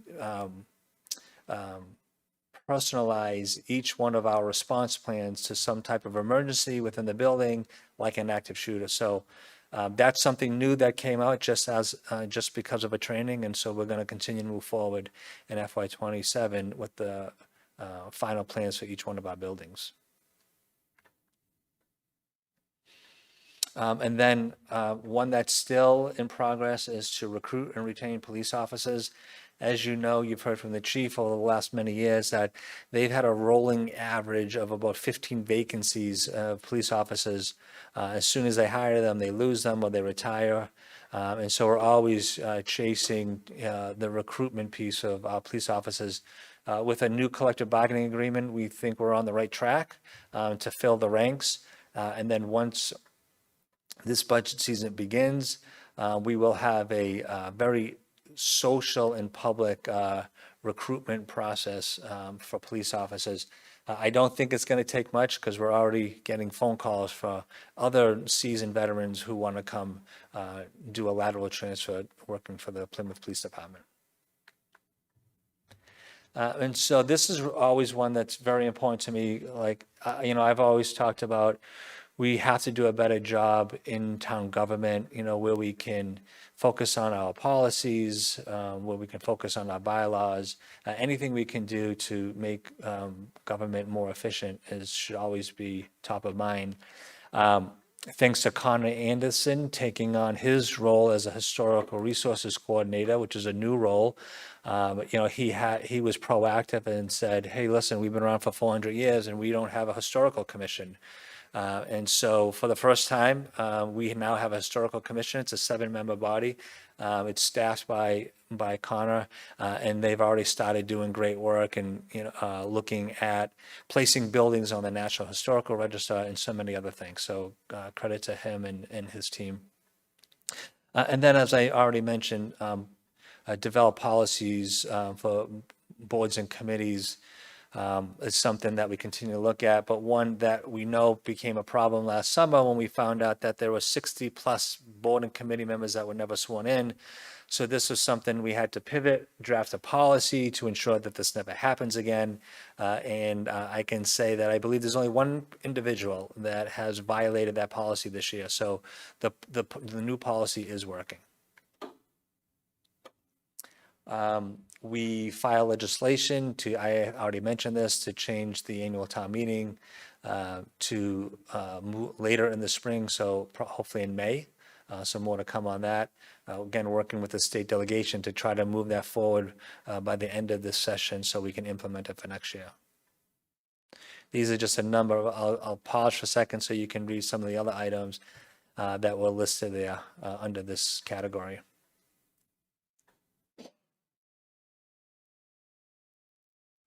So some long-term goals. So begin analyze the accepting of private roads as a public way. As you know, this will be a discussion item on July 14th. The DPW director has already provided one presentation and has taken that feedback and will come back on July 14th for a final presentation for the board's adoption. And then an added item under this area was something that was a great event when we were able to recognize the Herring Pond Wampanoag tribe for their state recognition that took place over a year ago by the governor. So great event, something that wasn't an original priority. Took a lot of energy by the administration, by the select board in organizing that, but it was time well spent. And then I raised this one to identify a new staffing model for the Department of Planning and Development. We didn't check it off as complete because although we started that process, we have a assistant town manager for economic development and planning now. We just hired a new town planner, an additional town planner. So, we're starting the process of doing this examination. We would expect next budget cycle to come back to further the select board's goal in this area. As I mentioned, updating bylaws and policies. This past year alone, we updated 13 existing and approved 5 new policies. So 18 policies have been incorporated this past year. I have talked a lot about the fact that many of our select board policies, date back to the 80s and some even further beyond that. So this gets back to, having an efficient form of government where everything we're doing is contemporary and not dated. And then something that we're working on, and our assistant town managers heavily focus on, a tiny house bylaw. This is something that was brought up last year, and so we continue to work on that. We hope that this will be completed sometime in this fiscal year. And then I'll end with this slide just because I think it's really good data. Joe Young, our IT director, sent this to me today. So See-Click-Fix is a tool, is a web-based tool we've been encouraging our residents to use so they don't have to try to hunt down various departments if they have a question or a concern. In FY 2025, there are almost 1,400 See-Click-Fix filings. This year, there are almost 3,600. So this is about 2.5 times the number of requests. So the vast majority of those requests do not go unanswered. Sometimes you have to file it a couple of times before it gets completed. But that takes a lot of time, a lot of bandwidth, a lot of manpower in order to fulfill those requests. But the good thing is that it lets us be a little bit more reactive to the things that maybe we're not seeing on a regular basis, like potholes or street signs or trees being down. And I would imagine many of these requests probably came through during the blizzard. So I would think, I certainly want to thank all the department heads because without them, none of this would take place. But I'd also say that our frontline staff, they're the ones that are doing the work day in and day out. And oftentimes, we don't pause and give them the credit they deserve. On hot days, they're out there working at 5 a.m. On snow, cold days when we have 2 feet of snow, they're out there working, serving our residents. And so, the people in town hall that may not be outside, they're the ones answering the phones and doing the best that they can. So credit always goes to our frontline staff, but certainly our department heads, who I've always said that I would put our department heads up against any other department head in some of the major cities like Boston and Worcester. We have a great team, and I'm proud to be a part of that team. So pending any questions, that's the end of my presentation. Mr. Brindisi, thank you so much for this. And I just wanted to emphasize that these goals, 86 goals, 84 goals, are in addition to the regular day-to-day responsibilities and priorities for the departments. That is department correct. heads. That is correct. So we're layering on the work, and then every week we give them a little bit more. Yeah, I look at it as a pyramid. So our departments, they have their core responsibilities that they, the statutes and regulations and policies drive their work. So that's kind of the first that's a foundation of their work. And then the select board had their 80+ goals that they laid. And then on top of that, at the top of the pyramid, all the other things that came up during the course of the year. So again, I appreciate tonight's opportunity, because if we don't stop for 30 minutes a year to reflect on the work that took place and the achievements, then we haven't done our job. So I appreciate the opportunity to do just that. Yeah, no, these are incredible accomplishments, and we do have the best staff ever. I mean, they're always willing to go the extra mile, very cooperative, collaborative, just fantastic group of people that we were very fortunate to have them all. A very responsive group, absolutely. Questions from the board? Mr. Canty. Not really a question, but adding to the thank yous, I think it's also important to highlight all the line level employees that do all that work as well, because obviously the department heads, yourself, other department and division heads are very important, but everyone from the top down has their role to play and is an important and instrumental part of the team.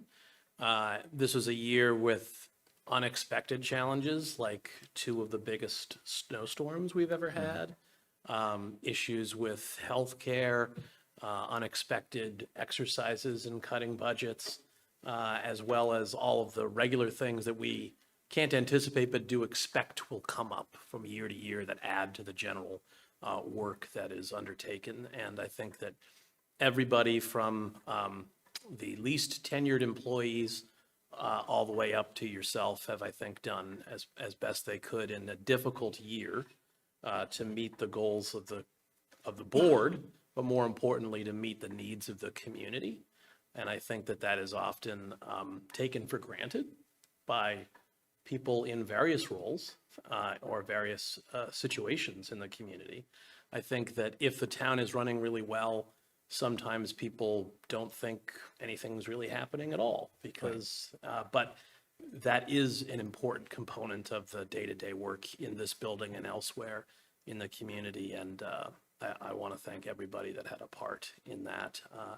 81 goals is quite a lot. I'm glad that we made as much progress as we did, even on the ones that weren't completed.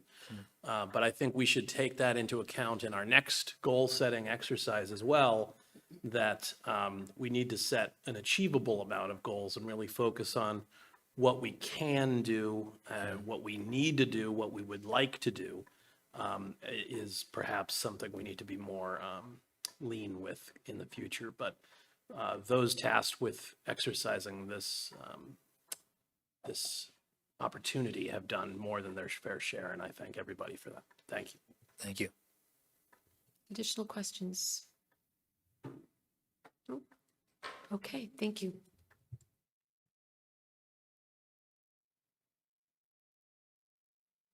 All right, next up on our agenda, we have our Assistant Town Manager, Lauren Lind, who's going to lead us in a discussion on reaching our 10% affordable housing goal, a strategy discussion. Thank you so much for being here tonight. Thank you. Good evening. Thank you for having me. It's been a lot of substance on your agenda tonight, so I appreciate the time. I just want to begin by saying I know I've been before this board recently on several occasions to discuss this, but we're going to get into a bit more fine-grained detail. This topic is an incredibly complex topic to try to distill into what is easily understandable, and there's a lot of numbers. So I ask for your patience as I work through some of these slides. I'm going to do my best to explain in great detail so that you understand what I'm trying to convey to you. And I also want to note that when we talk about projections, particularly with the subsidized housing inventory, this is constantly a moving target. So tonight's information, these numbers are subject to change, and I'll explain that a bit more when we get to those slides, but just a lot of moving target here. So with that understanding, tonight I'm going to focus on discussing the subsidized housing inventory, specifically where we are today, what the estimated projections are so that we can look towards the future and do some proactive planning. And then I'll talk about safe harbor status, what that means. I'll do a very brief high-level discussion about different development types for affordable housing. That had been something that I was asked to discuss tonight. And then we'll conclude with strategies for achieving a goal, and I'd like to hear your feedback at that point.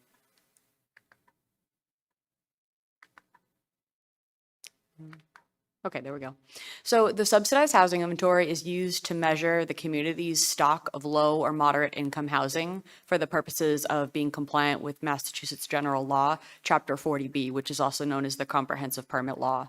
The SHI percentage, the way that we calculate this, we take the denominator of the equation is the total number of year-round housing units from each decennial census. I want to make an important distinction here that this is not total number of housing units, it's year-round. So we have this figure of, just a ballpark of 25,000. There's about 3,000 more housing units that you will also find in the census. That is our total number of housing units. However, 3,000 approximately of those are seasonal.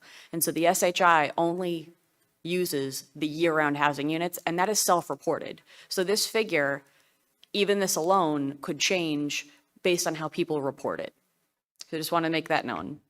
The top number is the total number of deed-restricted affordable housing units that are eligible for inclusion on the subsidized housing inventory, and that is maintained by the state. That is a list, and there's a lot of parameters that go into there. You divide these numbers to get your equation, and the magic number that we're all looking to achieve is 10%. And now, why is that? When a community has 10% or more on the SHI, we are no longer susceptible to unfriendly 40B developments. And when I get into the safe harbor status, I'll explain this a little bit more. But for right now, our number is 8.42%. We need 406 units to achieve 10% based on 2020's figure. One more note before I move on. The denominator does not change for 10 years. We only look at this every time there's a decennial census. So while you can continue to add units as they're applicable to the SHI in that 10-year period, the bottom number stays the same. So in 10 years, we will reset and our goal for 10% will change. This figure here on the screen was pulled from a memo that was in your packet. And this takes a look at the top under that gray is just a broken down of what I just explained to you, what the figures were that calculates the subsidized housing inventory that is current. That is the state maintained list, 8.42%. We know we need 406 units. Figures that are not included in the state list right now, but that we know are actively permitted and in the development pipeline, as I will refer to it, there's 168 units. When you look at that added in, our number based on the 2020 census right now is a little over 9%, which leaves us with a goal of 238 additional units that we would need to permit for eligibility on the SHI to get to 10% right now.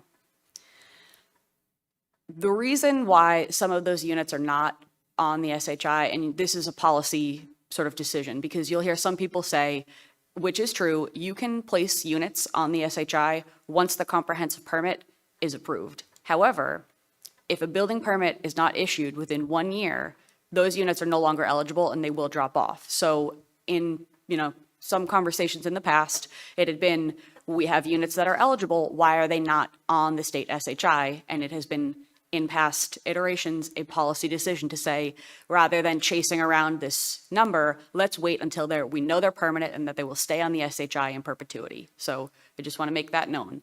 The other thing is 168 units, we know those are in the pipeline, but for example, if a project that has 60 units applied for a building permit, and we're counting those in our pipeline right now, never comes to fruition, those go away. So this is also part of the moving target figure here.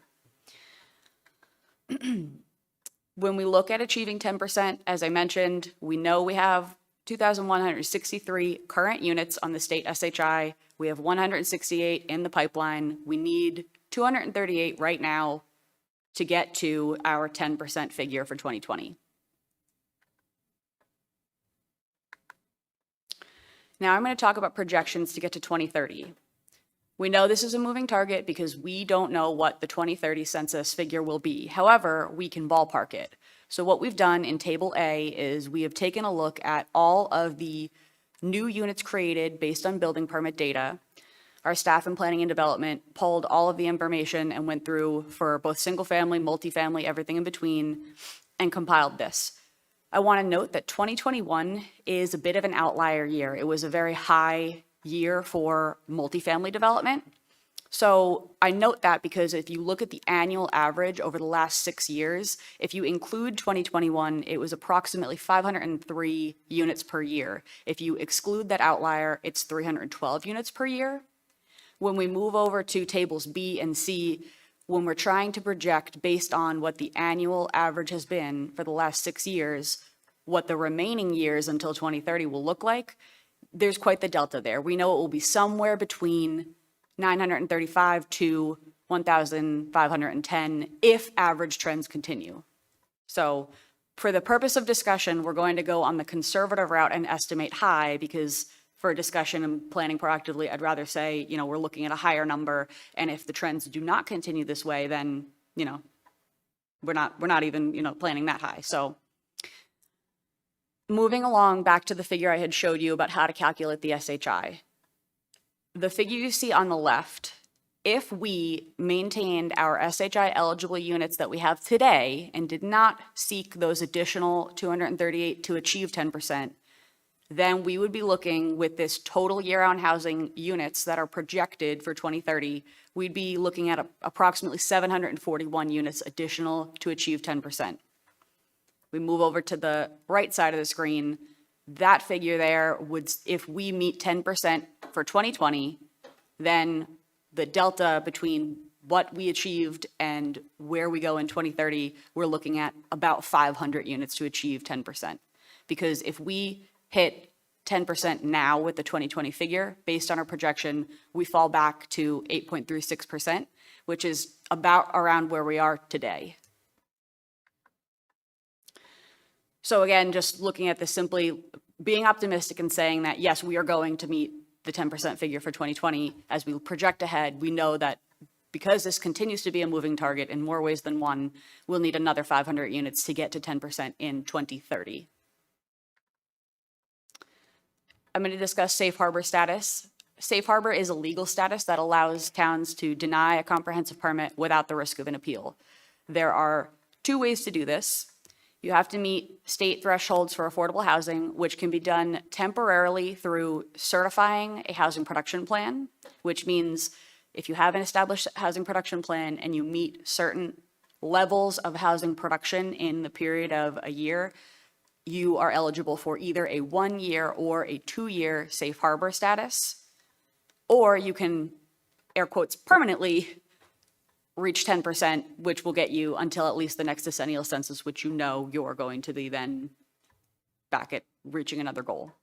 Plymouth is currently in a temporary 2-year safe harbor following the certification of our housing production plan that was done in 2025, and that will be effective through 2027.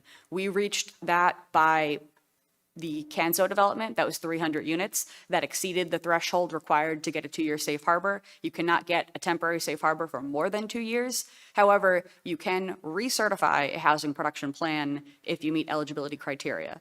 So in order to achieve safe harbor beyond next summer, we would either be looking to do 128 units to get a temporary 1-year, 257 units to get a temporary 2-year. However, we already know that if all 138 active pipeline units come to fruition, we only need 238 to get through to the next census anyway.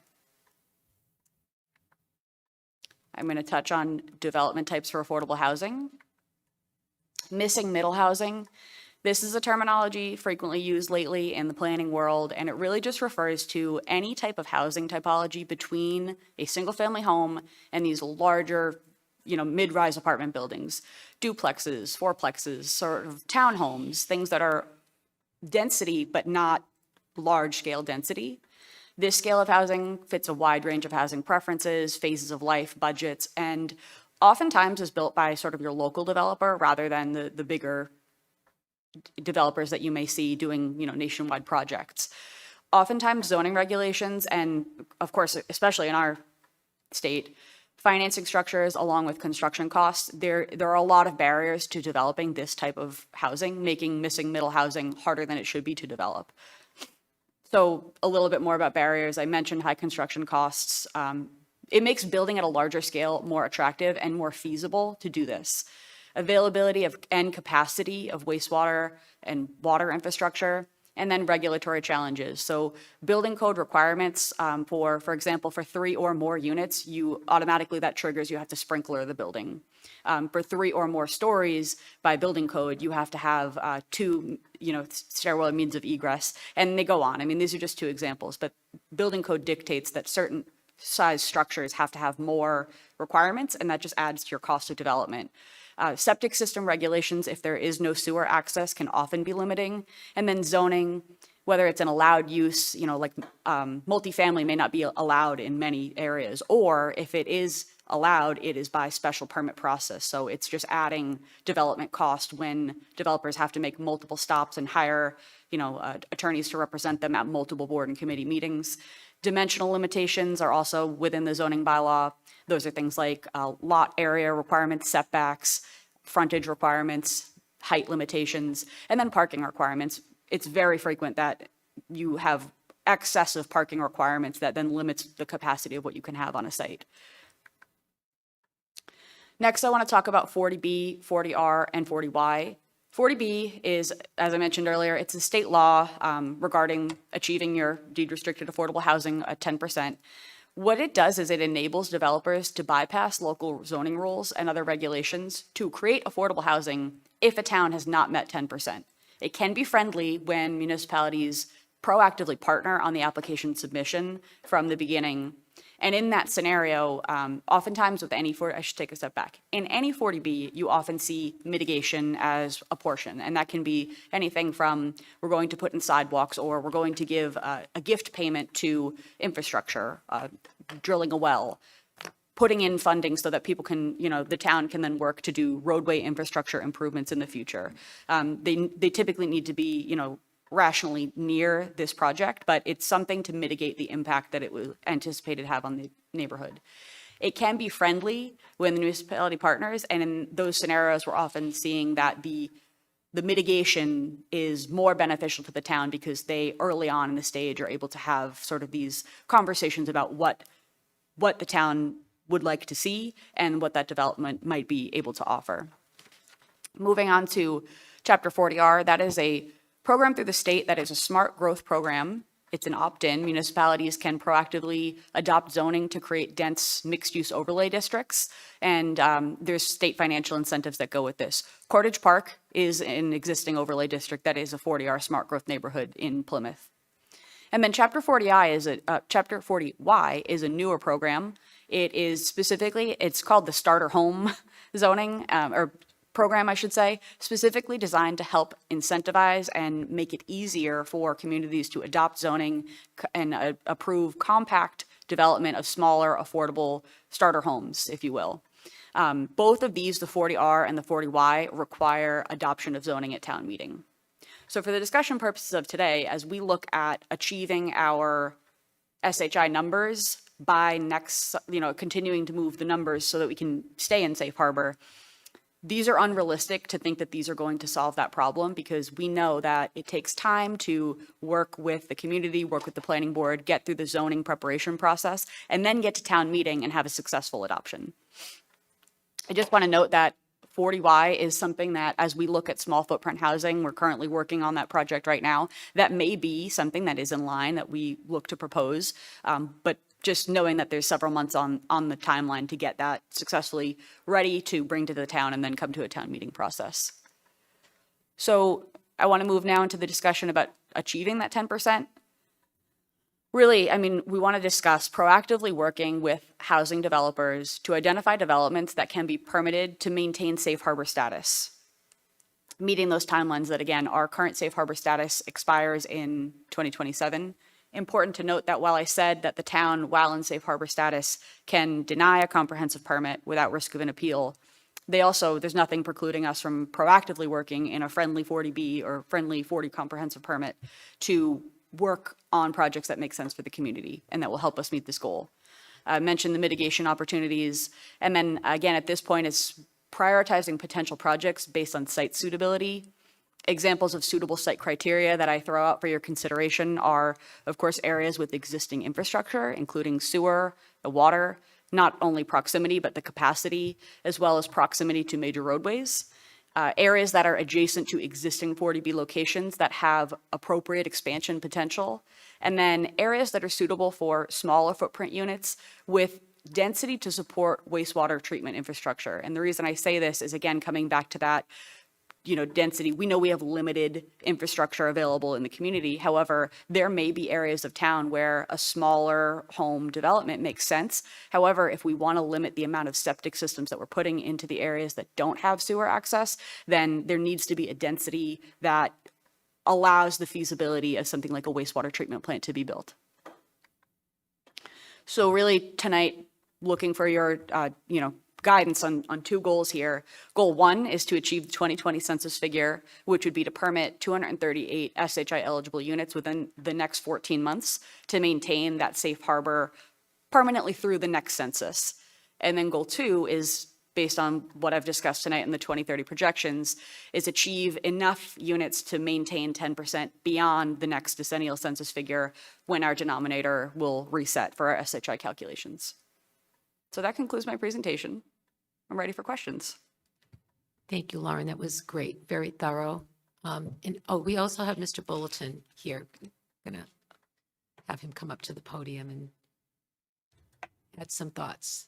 Thank you. Thank you. Thank you, Madam Chair. Good evening, Planning Select Board members. In going through these discussions and for your considerations, a couple of important facts using my favorite book, The Comprehensive Plan. 70% of the housing units in Plymouth are single-family detached. That's a big problem because 71% of Plymouth is zoned rural residential, 3-acre zoning. One of the reasons we have a challenge in creating affordable housing is because we don't zone for things that are affordable. There's a perception in town that we have a large number of massive buildings. Because they're in highly visible spots. But in fact, if you look at the comprehensive plan, 5% of all of our housing is in buildings of 20 units or more. 5%. One of the challenges, as you saw in the presentation from Ms. Lind, is that we miss that middle. We either have large buildings or single-family houses. We're missing that middle component. That middle component is very important for two reasons. One, we're talking about the ability to create a different type of housing, something that was very clearly requested as part of the Community Comprehensive Plan. The other reason, of course, is it becomes more affordable to build. When we talk about affordability, I think it's important to stress Cap A affordable and small a affordable. Cap A affordable is how I define things that fall under our subsidized housing index. That is affordable housing with a capital A as defined by the state. We've regularly talked about the fact that that number is not necessarily a truly means achievable amount for a lot of people. 80% of the area median income for Boston, Cambridge, which is what we fall under, is not truly affordable to people who need assistance. That's what I describe as more small a affordable. Affordable meaning actually achievable housing for those who need it at all levels. But in order to work on the latter, we need to address the former. Because where we end up losing land is to the 40Bs, the hostile 40Bs. Land that we could be using to create mixed-use developments in which we're generating both commercial revenue for the town and housing at different levels that might be more achievable for people to come into. We lose that to the large-scale 40B projects, the hostile 40B projects. Housing in places where we don't want it versus development where we do. So my goal in just raising these issues is, as we discuss where we're looking for housing and what type of housing we're looking at, we should be thinking about these things. We should be focusing on this fact because, contrary to what many people believe, Plymouth is pretty well set as far as where we can build. 91% of Plymouth is either already built or permanently protected open space. 91%. That's 9% of the community is left that can be developed. And less than 1% of that is commercially zoned. So let's just say hypothetically 8% of the community can be built on for residential left. And we don't want to build on all 8% of that. A lot of that is Chapter 61 lands that we don't want to ever see turned into housing. So now that number becomes even smaller. So we're looking at very limited lands to try and think of where do we need intelligent housing. Because housing is a large part of what we need, not just for affordability, not just for our community, but also ironically for revenue. We saw tonight from Ms. Barrett's presentation, our numbers for new growth are down. Why? Because the two largest developments in our community are winding down. Between 2000 and 2020, Plymouth added 6,800 new housing units. 40% of those were in the Pine Hills. That's what we're looking at. Losing that new growth. Well, we talk about adding a Costco building for $250,000 a year in tax revenue. The amount of new revenue that came in each year from the Pine Hills with an average home price of $800,000, when they build 100 new homes and sell 100 new homes, that number is humongous compared to that. And that's what we're going to be losing. So we have to think of our housing as a proper means to both revenue goals and affordability goals, which is why that mixed use component, that missing middle component, is so important. So as we look at affordable housing, cap A affordable to protect ourselves from hostile 40Bs, so that we can then move towards small a affordable, making sure that our community remains diverse and available to everyone. Those are the things I'd hope we focus on. Thank you very much. Thank you for that context, Mr. Bulletin. That was very helpful. Okay, going to bring it back to the board for discussion. Mr. Canty. So, thank you. I appreciate the detailed presentation. So we had our economic development workshop that you ably led last week. And one of the things that came up even in that was, even if we have economic development ideas, if we're not at 10% subsidized housing inventory and we zone something commercial, that could just be overwritten by a hostile 40B development. And I also think if you're pro-economic development, you'd need affordable housing. If you're pro-conservation and preservation, you should also be pro-affordable housing, because while we are not at 10% subsidized housing inventory, we will continue to see these larger parcels either come out of Chapter 61 or go from being a golf course that's not in Chapter 61 to going into some other type of use, or these little, these campgrounds and other large parcels that are going to be economically an opportunity for these developers, many of whom are out-of-town developers, to exploit our vulnerability and build things that we don't want. So being able to get into safe harbor and stay there, I think should be, in my opinion, our number one priority. Because if we want economic development or we want conservation, I think we need to achieve 10% subsidized housing inventory first. I think having attainable housing in the community once we're there would help us move our economic development and other needs in a positive direction as well. But I think in terms of what we should try to focus on would be public-private partnerships. I think that has worked. Buying down, this was a sort of a side conversation in the economic development workshop, but the idea of buying down deed restrictions on existing houses or developments that are underway that say they're going to have to build 4 affordable housing units by requirement, but then we spend either CPC money, affordable housing trust money, or other funds that we have available as they become available to buy down additional units to get ahead of our subsidized housing inventory needs. And then I do think that there is opportunity. Nobody likes hostile 40Bs like the Pulte project, which is in a residential neighborhood that's ill-equipped for those developments there. But there are opportunities for friendly 40Bs if they're coming into areas with the infrastructure to support them, where the vehicles coming in and out will not be going through existing residential neighborhoods.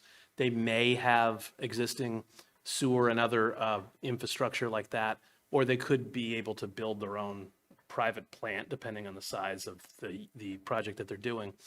But I think that's important because we can get significant benefits from that beyond just SHI. Like in our goals presentation, the design of the water pump in West Plymouth came out of a friendly 40B development, which was at the time Claremont and now the Canzo development in West Plymouth. And if we hadn't engaged in a friendly 40B there, we wouldn't have been able to do that because they could do it for less because they're not subject to prevailing wage laws like we were.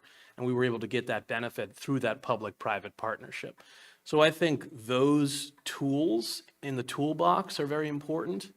Can you go back though to the little the graphic with the middle housing? Yeah. So live work, is that a mixed use? What is live work? Yes, that is a mixed-use building, typically ground floor, retail, commercial with residential above. Okay, yeah. And I think, like, I live in North Plymouth. North Plymouth has its own downtown separate from our downtown, but our downtown here, North Plymouth downtown, have mixed-use developments, along the main drags.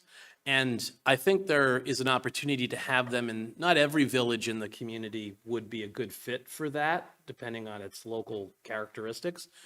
But I think there are some opportunities to expand mixed use either in village centers or in other areas that make sense to have that specific type of middle housing, because people are already socialized to it. They're already aware of what it is. And I think that would be an easier sell than,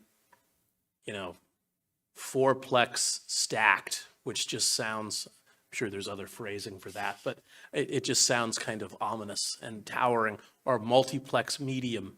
And I think things like, although I don't think people are as jazzed about the height at a preliminary stage about that development in Benny's lot that we had an informational presentation on.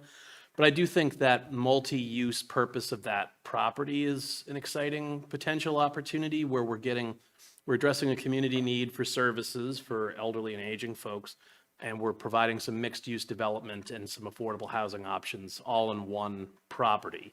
I think that is something that we should look towards as well. And engaging in smart economic development, directing this as much as we can to areas with the infrastructure to support it, or in areas that are adjacent to existing infrastructure where it'd be easier to expand it rather than something like taking it into deep South Plymouth on rocky roads, and that's not going to be very successful. So those are my 10,000 feet overview comments, but I do think, in my personal opinion, housing should be our number one priority. We're seeing it, we saw it through the master plan process, And we're also seeing it on a state, national, and even international level, that affordability is a major concern. And I think the single biggest concern, particularly in the Northeast, which we are obviously part of, would be housing. So those are my thoughts. Lauren, can you just go back to your goals slide, the two goals? So, Mr. Candia, I think what I'm hearing you say is that you support these two goals. Well, yes. We had previously talked in a general sense about those a few, maybe 5 weeks ago, 6 weeks ago. But I think like how to achieve those goals is a matter of some discussion. So I think the most effective and efficient way to do it would be the ways that I outlined. Because I think we have seen success through that model in the past, and other models have been either too expensive, too slow, have followed through, or they're just manifestly unpopular, because we don't want unfriendly 40Bs popping up everywhere, which would also achieve the goal, but not in a way that is desirable by anyone. So, Yeah, I think the word that popped out to me was to proactively working with different developers in order to achieve that goal. So I think that's what we're all saying here. Okay, other questions? Mr. Golden. Thank you, Madam Chair, and thank you, Lauren, for the presentation. Lauren, could you go back to the slide that had the numbers expressed? I think it was like on an arrow.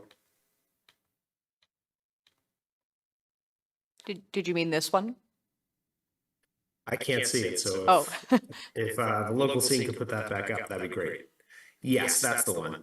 So the 3,072 number, that would get us through. That would get us through the 2040 census, correct? Correct. So if we hit 3,072 units by the time 2030 rolled around, we would have an additional 11 years, probably to like 2041, in which we would be in the driver's seat, and we would be able to say no to 40B developments that don't fit our community. Right, that's correct. Okay, so right, but that and that 503 units, that assumes that we complete everything in the current pipeline, and we get the additional 238 units that would get us to 2030. Is that right? Yes, correct. The figure you see all the way on the left, that 2,569 units, that is the number of units that we need to reach 10% in 2020. So that would be including items in the pipeline and including the additional units that we need to permit in the next 14 months. Okay, so we have 2,163 units that are in our current SHI. We have 168 units that are currently in our pipeline. We want an additional 238 units to get us through 2030. And then we need another 503 units beyond that to get us through 2040, correct? Right, correct. So, I mean, these are not insurmountable numbers. I think if we take a strategic approach to this, we work with the right people, then we could certainly meet these numbers and put Plymouth in the driver's seat with development for the next 15 years. Those are my thoughts. Okay, Mr. Quintel. We've been listening to all the discussion, and the jury's out with me on the housing. I just come off a campaign, and everybody I bump into is talking about traffic and how long it takes to get down Long Pond Road, how long it takes to go through Court Street, any other street you go to. We're all talking about getting to 10%, which I understand that logic to a point, but at what point is enough enough? Is what point enough cars when you're trying to drive across town and it takes you 20 minutes just to get to the center of town from North Plymouth? Do we have the infrastructure to handle this? Look at our ponds. Look at our septic systems. Are we not paying attention to any of that? Everybody's probably surprised I'm coming out with this, but I've sat here for 20 some odd years, and I've seen the deterioration of this community, not as on purpose, but what I'm seeing, we know we don't have the infrastructure in the wastewater treatment system, so maybe we will, and we'll cross that bridge hopefully when we get to it. But I'm not in favor of none of it without addressing the traffic, what we're doing to the ponds, the aquifer that everybody so talks about. Think about it. How many trees you're cutting down to get to your 10%? These are the questions I like to see answered, and we did hear from Mr. Bulletin about the Pine Hills. Yeah, it was revenue positive because we don't provide any services to the Pine Hills. Not that I'm running down the street with that banner, and I know they're very upset about that, but that was the argument that was made by previous planning boards and town meeting, and that's the way it was planned. So naturally, it's going to be a positive. If you did that with all the development of these affordable houses you're talking about, we don't have to provide services, we don't have to take care of the roads, we don't have to build infrastructure, sewer, wastewater treatment plants. Well, of course you're going to make money. But that's not the case. Nobody's talking about children in school and what it costs to educate children. And I have plenty of grandchildren and children of my own. But I'm just saying, these all go into that factor. And I'm just not sold on getting to a number at this point without answering a lot of the other questions. Then maybe I could. And I agree with you, Costco may be $250,000, but there's 49 acres there. And if those acres are done properly, I think it could be a gem for the town. Not only is it a gem for tax dollars, the people in the community want it. They actually want a Trader Joe's. They actually want a Whole Foods. Those are the kind of things that I pioneer for, you know, what people tell me they want. So, you know, and that's why 44 was actually brought into to our neighborhood, so we could develop that area, and there's a lot of development there now. So I don't know. I know we need housing, but it leaves a lot of questions to weigh and balance it, you know. So, thank you. Mr. Quintal, I think you make some excellent points, and I think everyone is very concerned about all of the things that you just raised, for sure. But I also feel like if we were able to work proactively with some of these developers and lay all this out on the table, we'll be able to get some answers to those questions, unlike what we are able to get from a hostile 40B. You know, we weren't getting any answers from Pulte, for example, to any of those questions, no satisfactory answers. But I feel very optimistic that if we do work proactively and have a strategy, which I believe Lauren is working on based on the direction that we give her, to go forth and develop a strategic way to get us there within 14 months, and then, you know, let's take it step by step and keep going. I do think we can get some of those questions answered, so remain optimistic, please. Yeah, and it's no reflection, Lauren, of what you're presenting. You know, it's nothing that, I'm just explaining my concerns to the public, you know, the people I represent, that, you know, everybody's upset about traffic and how long it takes to get across town and other things. I mean, our ponds, I mean, I don't want to keep saying it again, but there's a lot of things we're not paying attention to that I feel when I say we, the town, should be paying attention to somehow. But it's part of what we are talking about, so. Mr. Cohen. Mr. Quintal, thank you very much for touching on those points, because I couldn't support you. I can support, my support of what you're saying is very strong. So I could add to that concern. Obviously, we're looking at, and again, this is no reflection on the Office of Planning and Development coming in and telling us the news that we've kind of dealt with for many years. We understand what developments over the last 25 years did generate revenue. That's why we pursued Red Brook and the Pine Hills 25 years ago. There was a series of previous planning boards that had the initiative to embark on these OSMIDs. But at the same time, we just went through a comprehensive planning process. I attended those meetings, and I also am as 14 months ago was running for office, and I heard the same concerns about the infrastructure capacity of our town to take on this level of development, the traffic, the cost of services are concerning to people when it comes to fire, police, and schools. So it's something that, yeah, we're getting this information. If you can go back to that slide where you're looking for the goals, you know, my priority would be to, you know, do what we can to stay in safe harbor as we start to strategically look at rezoning areas that are not productive to the town in terms of the bottom line. Some of these shopping centers that we've built in different locations maybe could be looked at, as Mr. Canty indicated. If you go to the slide where we have that gap, there we go. This live-work mixed use, kind of a mom and pop operation.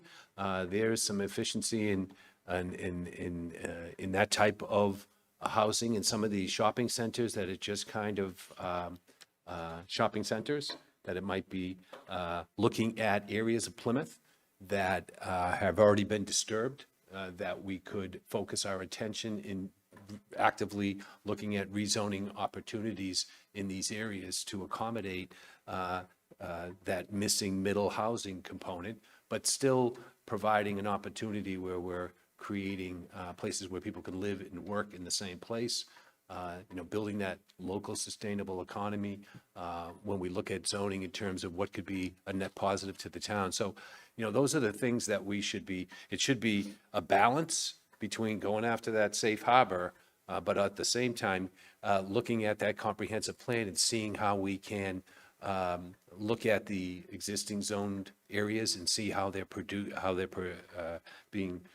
how they're covering their costs or the burden to the town of Plymouth. Can we move them to another zoning category which would be beneficial to the town of Plymouth? Those are the things that I think of. You know, we do have this, you know, responsibility to look at that as we move forward. You know, it's interesting to hear my fellow board members speak of the concerns, and it's very helpful to hear what they have to say, to hear what staff has to say, and what the planning board has been working on in front of us now for a couple of years. It's something that we can all learn from in terms of how we get to that safe harbors, how we address our zoning, and how we control the costs of services that are driving up our taxes.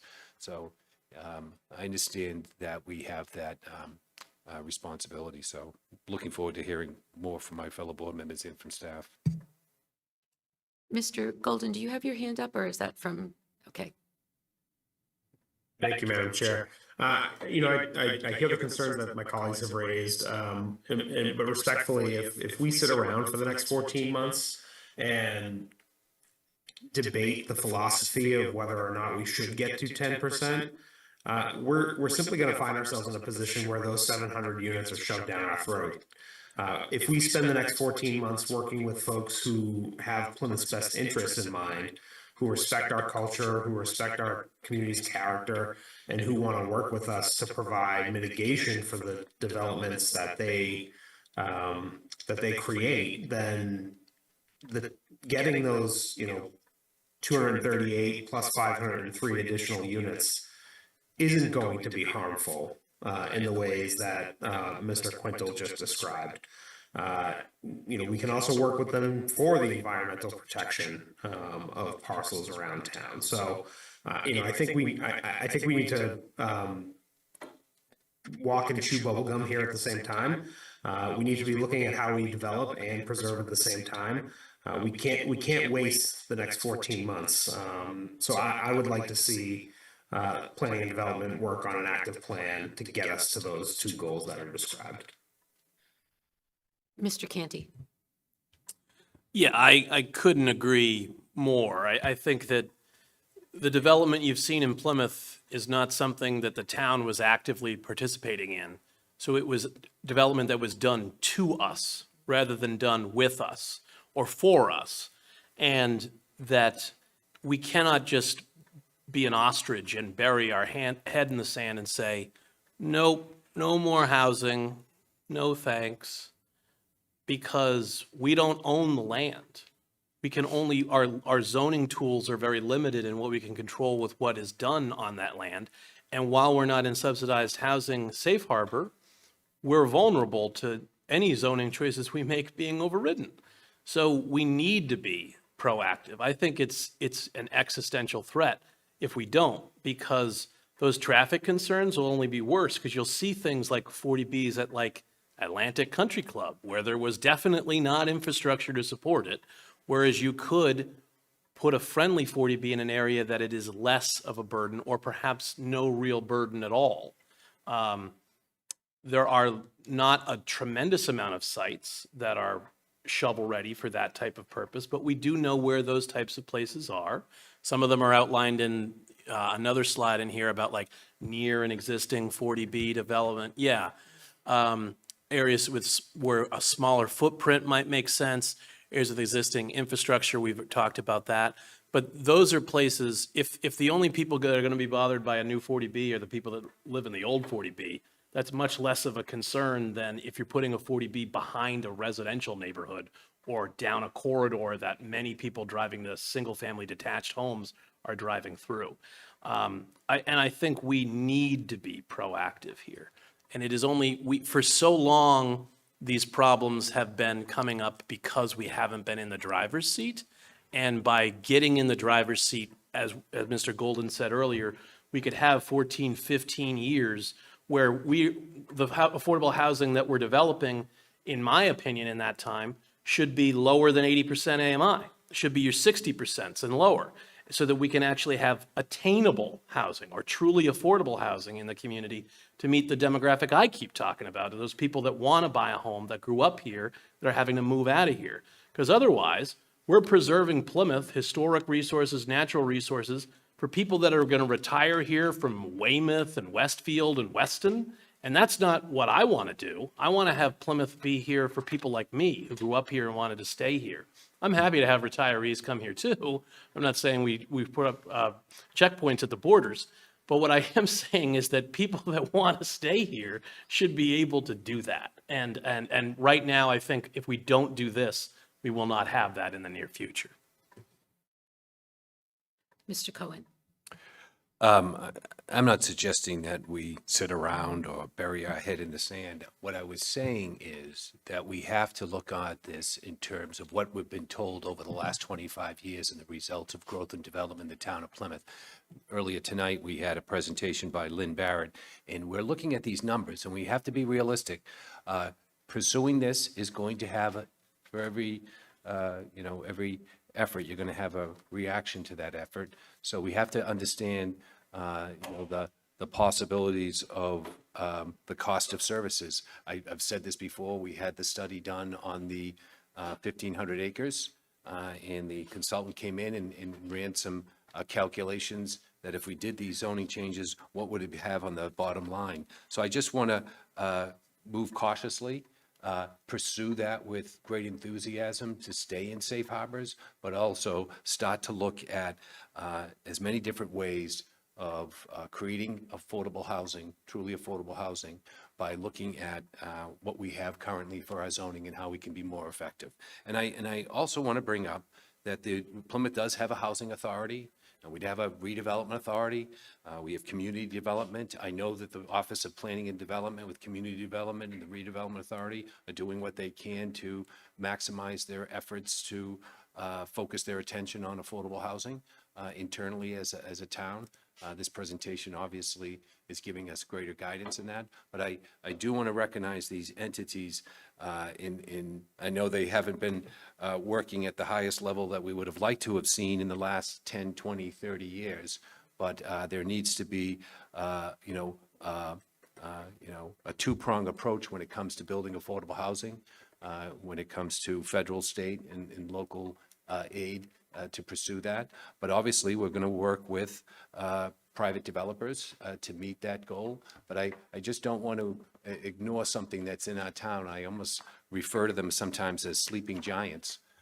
with the unique capabilities that they do have, but I'm realistic and understand the lack of funding that they receive to be effective, and the cost that is incurred in terms of how they approach affordable housing. But I just wanted to, keep all of our cards on the table as we explore how we're going to move forward.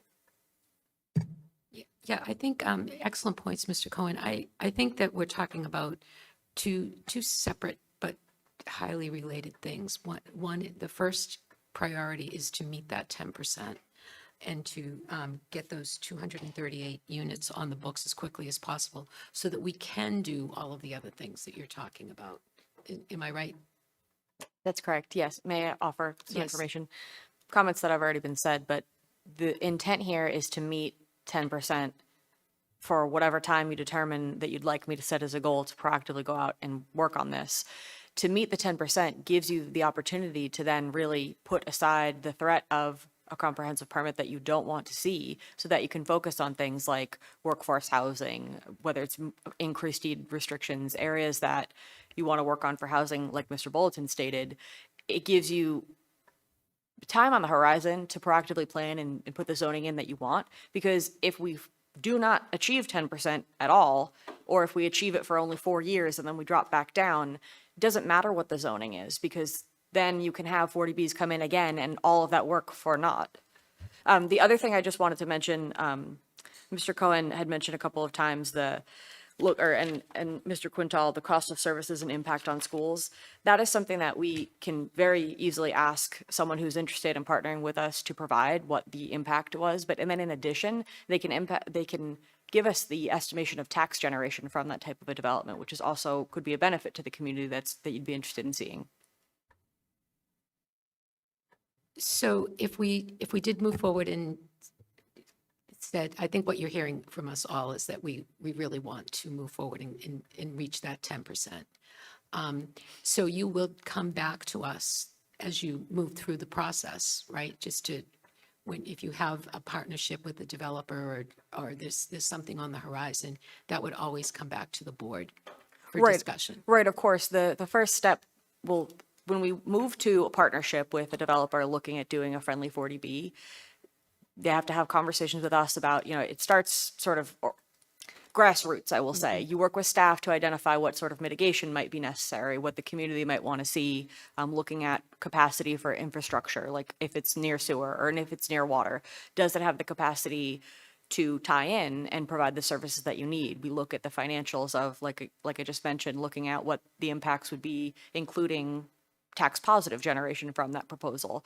We work with the select board, and ultimately that comes to you in a polished package for you to sign off in partnership, and that goes to the state, and then they start their comprehensive permit process with the zoning board of appeals. But there's a lot of conversation that takes place, and it requires you to sign off as a select board to say, yes, let's file jointly with this developer to move forward.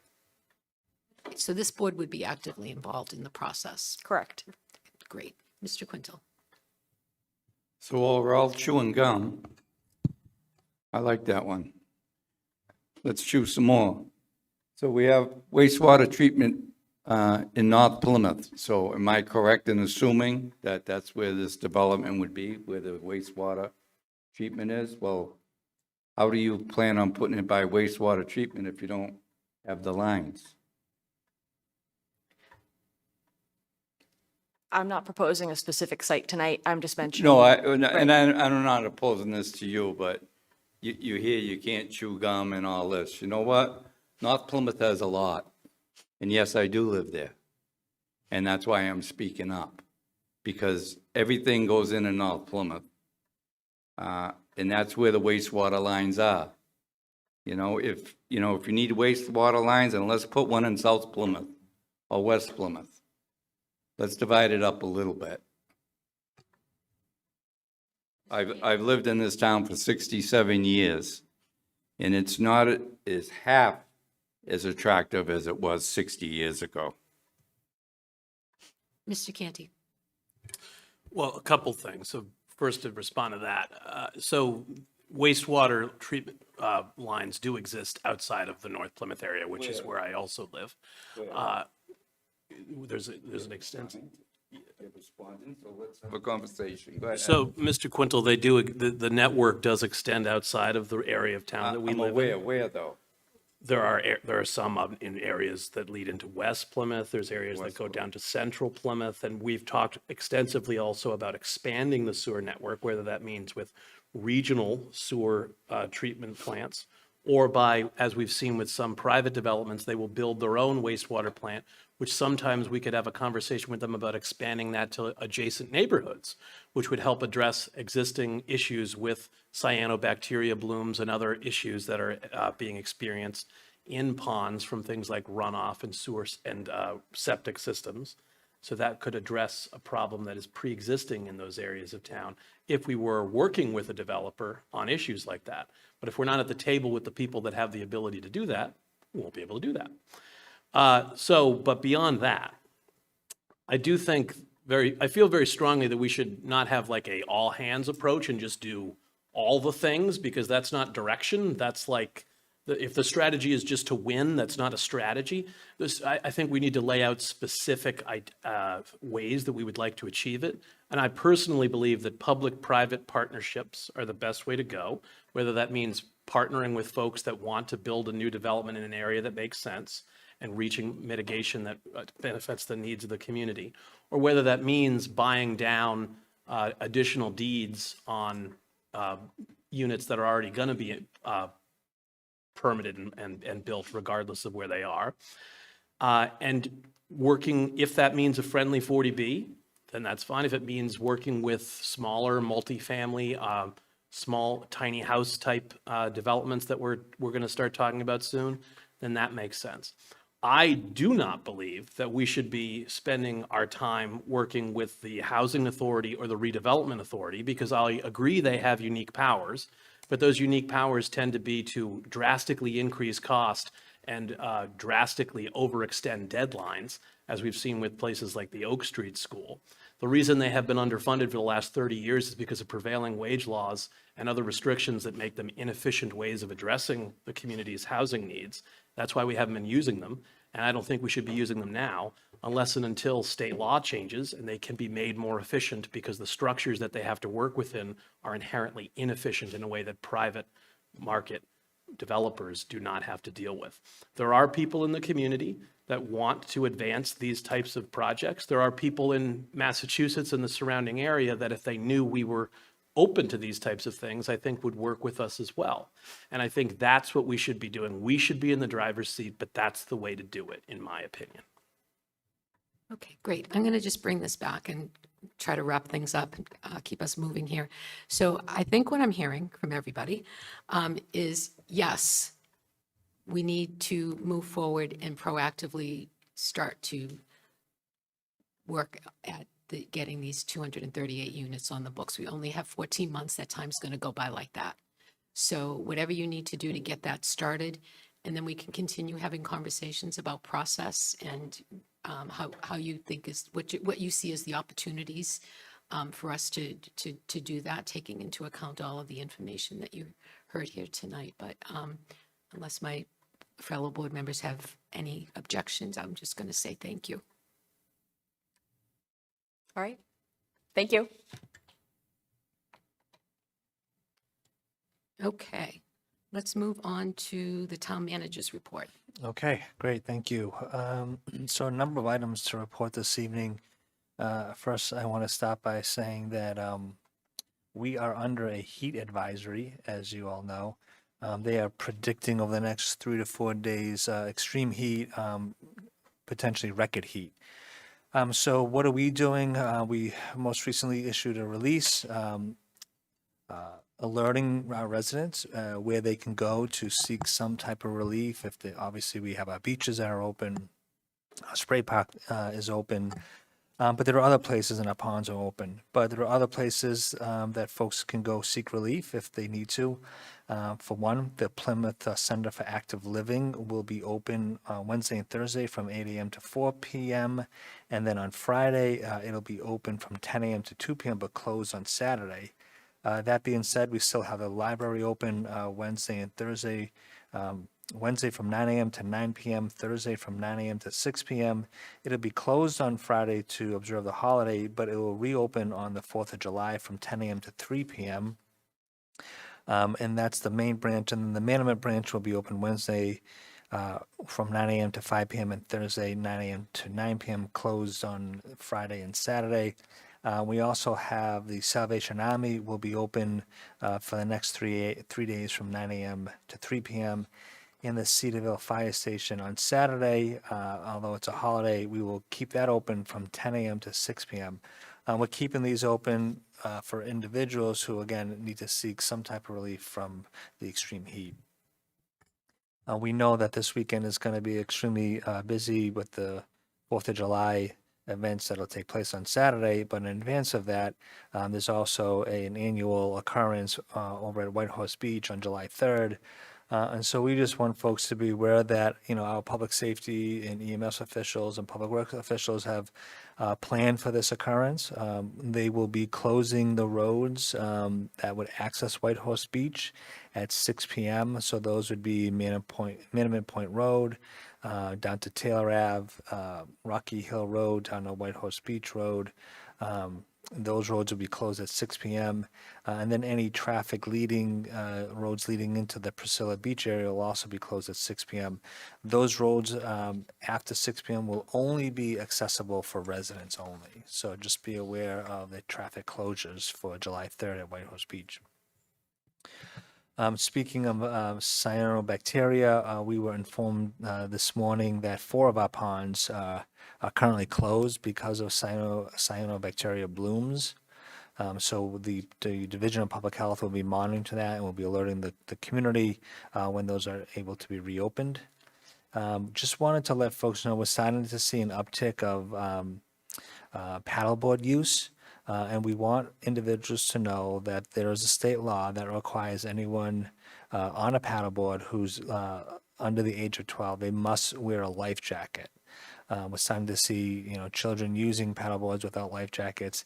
And anyone over the age of 12 should have at least a life jacket in their possession. And so, we'll do the best that we can to enforce that with our recreation staff and our harbor master staff when they're out in the ponds. But again, I don't think people realize that is a state law. And again, so if you're wearing if you're on a paddleboard, if you're less than 12, you must have a life jacket on. I want to let folks know, getting back to July 3rd, for the 3rd year in a row, we have 2 piping plover nests at White Horse Beach.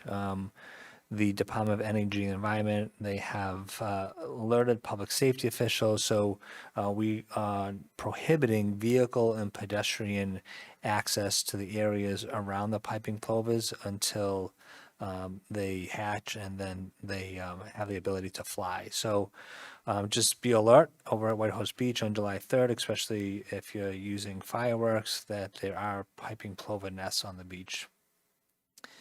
Just as a reminder, there was an article recently about the Carver Road Samoset milling that's underway. This is a major project, and it's going to take 2 to 3 weeks. We're doing it over the summer, knowing that it's a well-traveled area and that we want to get it done, before school begins. But it's going to take 2 to 3 weeks for that to take place. And those of you that have a chance to go down to Spooner Alley, that's near completion. It looks extremely well. They've been able to repurpose a lot of the granite that was at the old water barn to try to bring back the historic look at Spooner Alley. So we're hoping that'll be completed sometime later this week. And then because of the heat advisories, we want folks to be aware that our DPW workers will be beginning at 5 a.m. So that they can get here when it's cooler weather and get their work accomplished, and then we'll be leaving by 1:30. This does pose some problems because, they will be operating equipment like weed whackers and chainsaws, and it can be a disturbance to neighbors, but we want folks to be understanding that that's the reason why they're working, is because of the extreme heat. Just as update, the town clerk did receive $14,000 in state reimbursement from the early voting election that just recently took place. And I want to acknowledge the retirement of Battalion Chief Sean McNeil, who will retire on July 2nd. Mr. McNeil served as a firefighter for the last 20 years to the town of Plymouth, and so we wish him well in his future endeavors and into his retirement. And then because the board has asked a couple times about the bridge updates, the River Street Bridge, according to the most recent update from MassDOT, will be completed by the end of July, early August time period. And the Jordan Road Bridge, they are hoping that this one will be completed sometime in late fall. So I know these two bridge renovations have created a disturbance at times, but they are moving forward and hopefully we will be completing those sooner rather than later. And then there was a request last week for the update on the earth removal bylaw committee. Right now, the committee has issued an RFQ. They received 2 responses. One has since withdrawn, and they are now interviewing the only response, hoping to have an award made in the next week or two. This is the consultant group that'll work directly with the committee and help them tease apart the existing bylaw and propose recommendations for a future town meeting. And then the last thing, just because Mr. Leiden had brought it up, what he was mentioning earlier today is that the Joint Committee on Tourism and Arts was here this morning. There was a visit by a number of the committee members, both chairs on the Senate side and the House side were in attendance.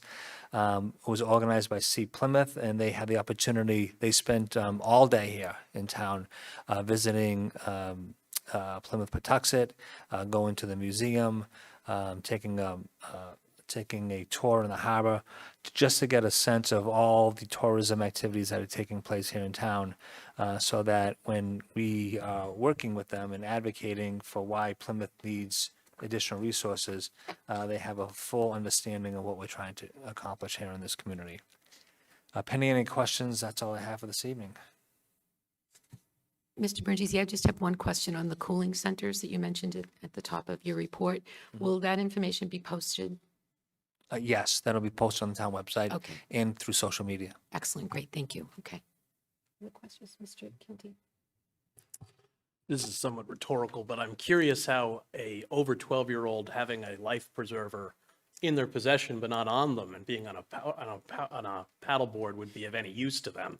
Since if it's like in the trunk of their car and they're drowning, that's not going to be of much help. So I guess if you're using a paddleboard, you should probably wear a life preserver or a life vest. Yeah, we would recommend everyone has a life vest, no matter what your age is. Right. Just repeating the law. I just enjoy the proviso that it should be in your possession. There's not a lot of storage on a paddleboard. So I Right. don't know where they're supposed to be possessing it in a meaningful way if it's not on them, but in any event. That's a great observation, though. Thank you for sharing it. Mr. Cohen? Just on with the heat centers, the cooling centers, to address the coming heat wave. Now, is there any, we have GATRA that moves around Plymouth, and some of the places they don't stop at. I don't think they stop in Cedarville Center, but not at the fire station. I don't know if we can reach out to GATRA to see if they can coordinate a stop at these locations during the operational hours. I don't know if that's a possibility, but it would be some way to address, because if they have to, get there, an air-conditioned bus would be preferred. I think what we can do is amend the press release to include the transportation resources. Okay. Because GATRA has the dial-a-ride in the Yep. on-demand system, so Okay, good. folks could definitely take advantage of that. Okay, and just a note on Spooner Alley, I've had a chance to go down and look at the progress and the work that they're doing there. And James Downey and his division in the engineering department and the people that are working on that are doing a great job with removing the existing materials and resetting them and repurposing them and adding newer other materials that we have, because there were some missing materials. So I was really impressed with the town's effort to work on the preservation of this surface area material. But sometimes when you think about traffic in Plymouth, in downtown Plymouth, you forget that you have these alleys. Sometimes I'll park my car somewhere and I'll make my way across town using these public ways that are alleys. And there's not only Spooner Alley, but there's LeBaron Alley, and there's other ways of getting around downtown Plymouth. So I think that I'm glad they're paying attention to these. And if people have the chance to go by and see Spooner Alley, they'll be able to see the Center for the Arts and their new sculpture garden. So it's kind of a hidden gem in downtown Plymouth. So thank you very much for that work by that department. Other questions for Mr. Brindisi? Okay, let's move on to Select Board discussion, new business. Do you have any new business, Mr. Cohen? Yes, this is my favorite part of the night, new business. I just wanted to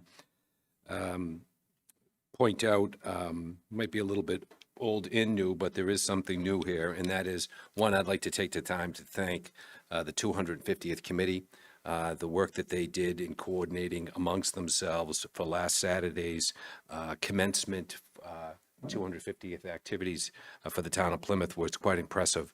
I had a chance to take part in the committee's effort, but I was really just incredibly impressed by the coordination by all the historical resources we have in the town, from the town of Plymouth's Historical Commission and Plymouth Patuxent Museum and See Plymouth, and Pilgrim Hall Museum and the Antiquarian Society, even America's Hometown Parade with Ollie DiMacedo. A lot of effort was put into assisting this committee in its efforts in getting the word out, along with the 4th of July Parade organization. They're very busy this coming week, but they had the time to meet with this committee and work with them. It was if you didn't have a chance to attend, it is going to be at the local scene on cable television. It is available that you can watch it. So I wanted to just take the time to thank everybody. The new business here is that there's a flagpole in the middle. I think I made a note to the town manager that if we can get up there and fix the halyard on top so we can get the flags up, it would be great. That was my my new business. New business? Nope. Old business? Just one other thing on old business. Code of conduct, we've had a chance to select woman, Mrs. Quintel and myself had a chance to meet with town staff, and we are planning a meeting with the representatives of the school committee and the planning board and the committee of precinct chairs to go over that draft version of the code of conduct. So we hope to bring something back to the board for further discussion. This was as a result of kind of our guiding principles and other discussions we had after Springtown meeting, where there was an incident that we felt like we needed to address.